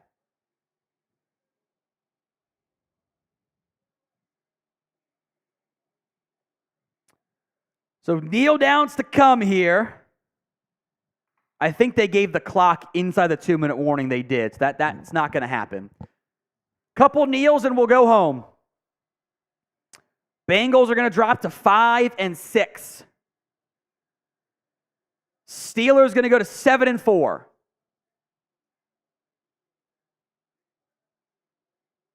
It's a good job by George Pickens, by the way, to keep going and bleed some more clock. Because the clock had stopped when he caught it. And they went back and adjusted it.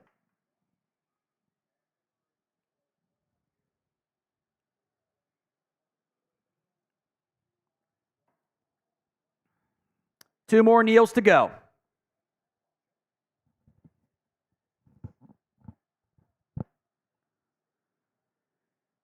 Pickett kneels. He'll do it one more time, and that'll be it. Our post-game show.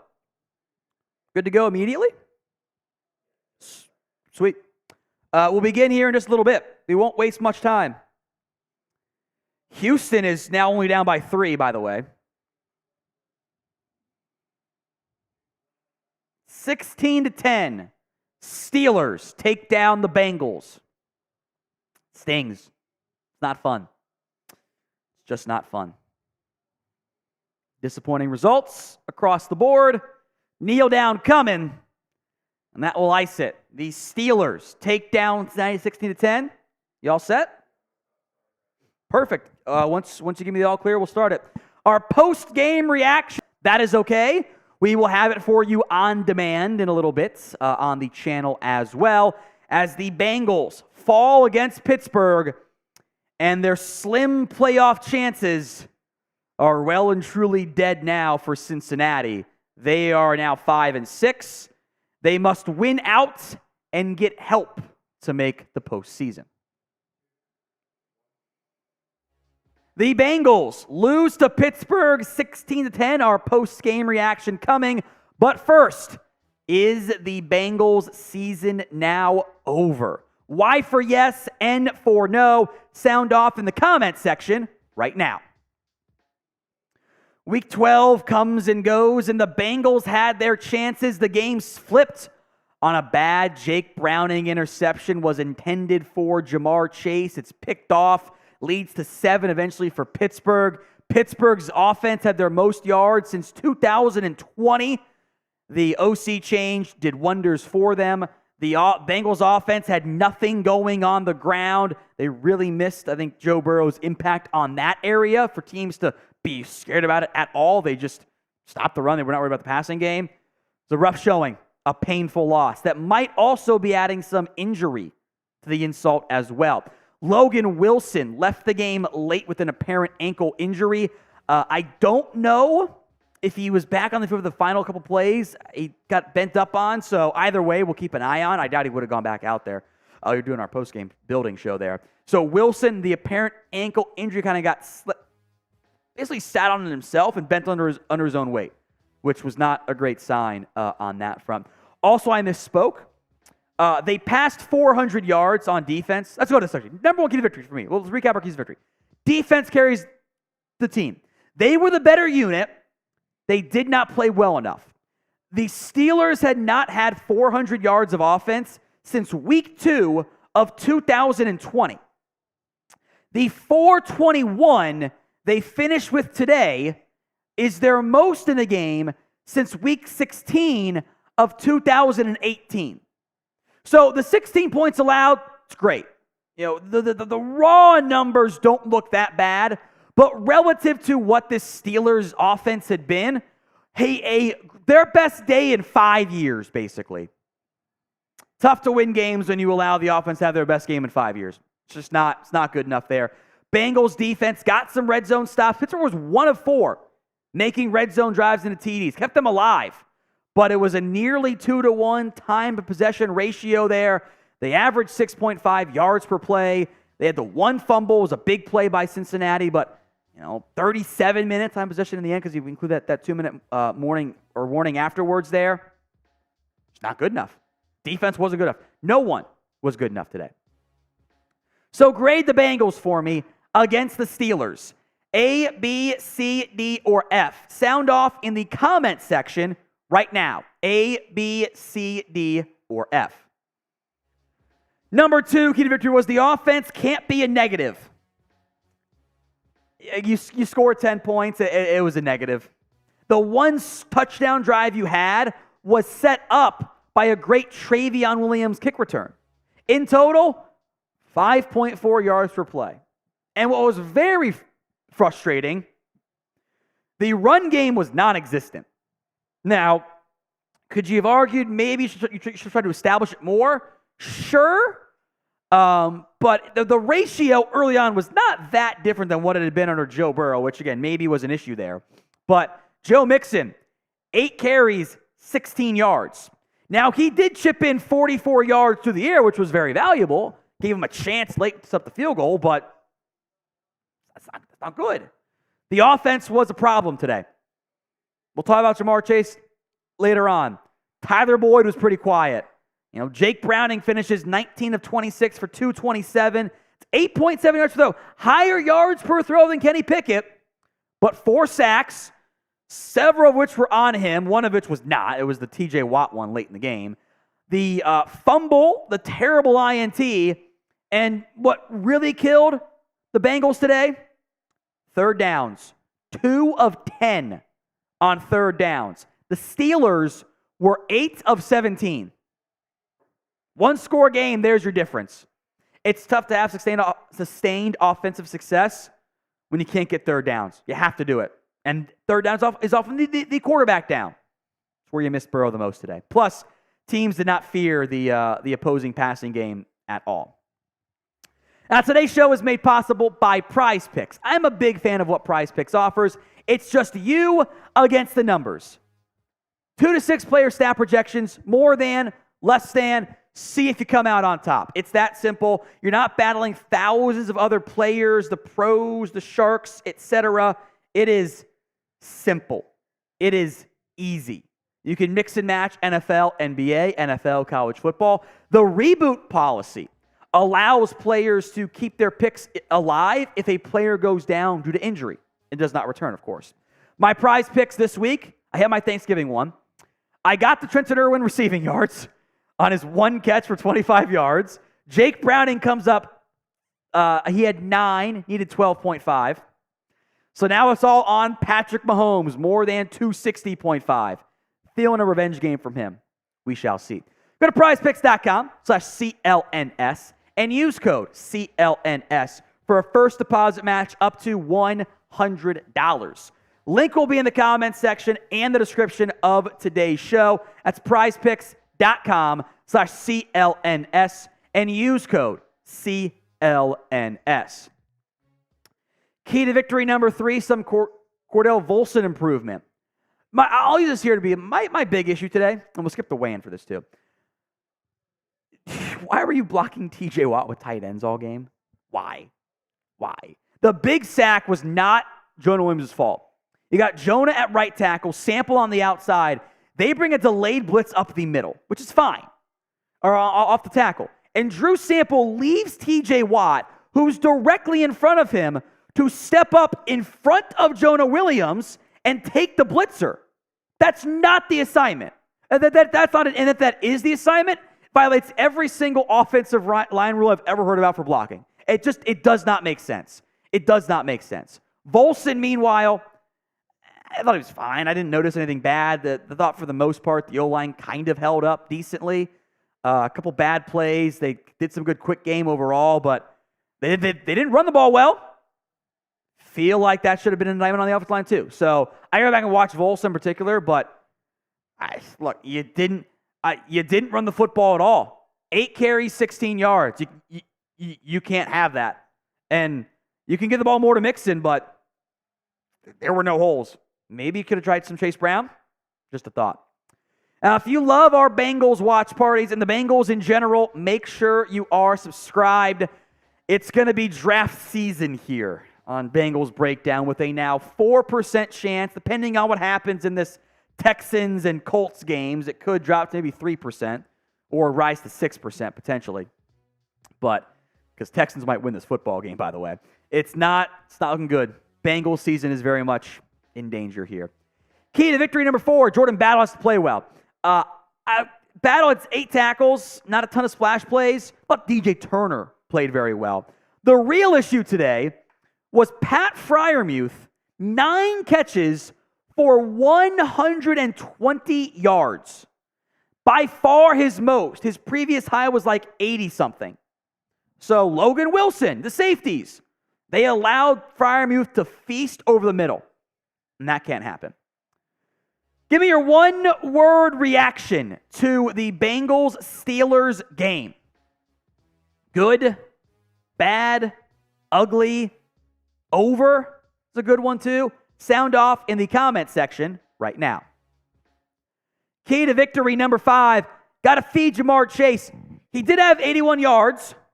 2 of them on tip passes. 1 of which should have been a pick 6. Should have iced the game right there. It was a terrible throw.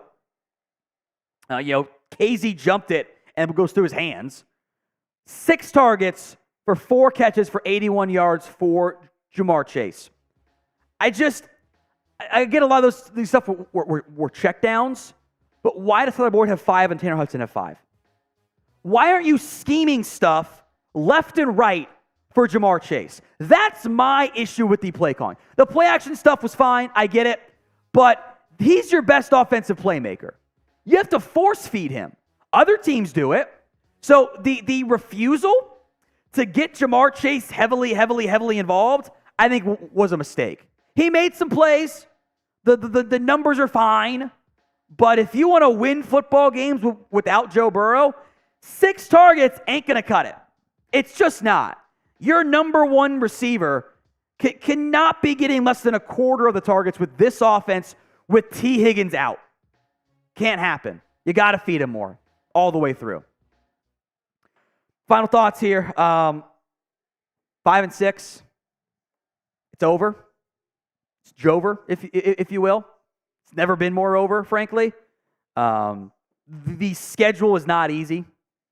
It sets up Jags, Colts, Vikings, Steelers, Chiefs, Browns. You're going to be favored in like maybe 2 of those games. Maybe. It's over.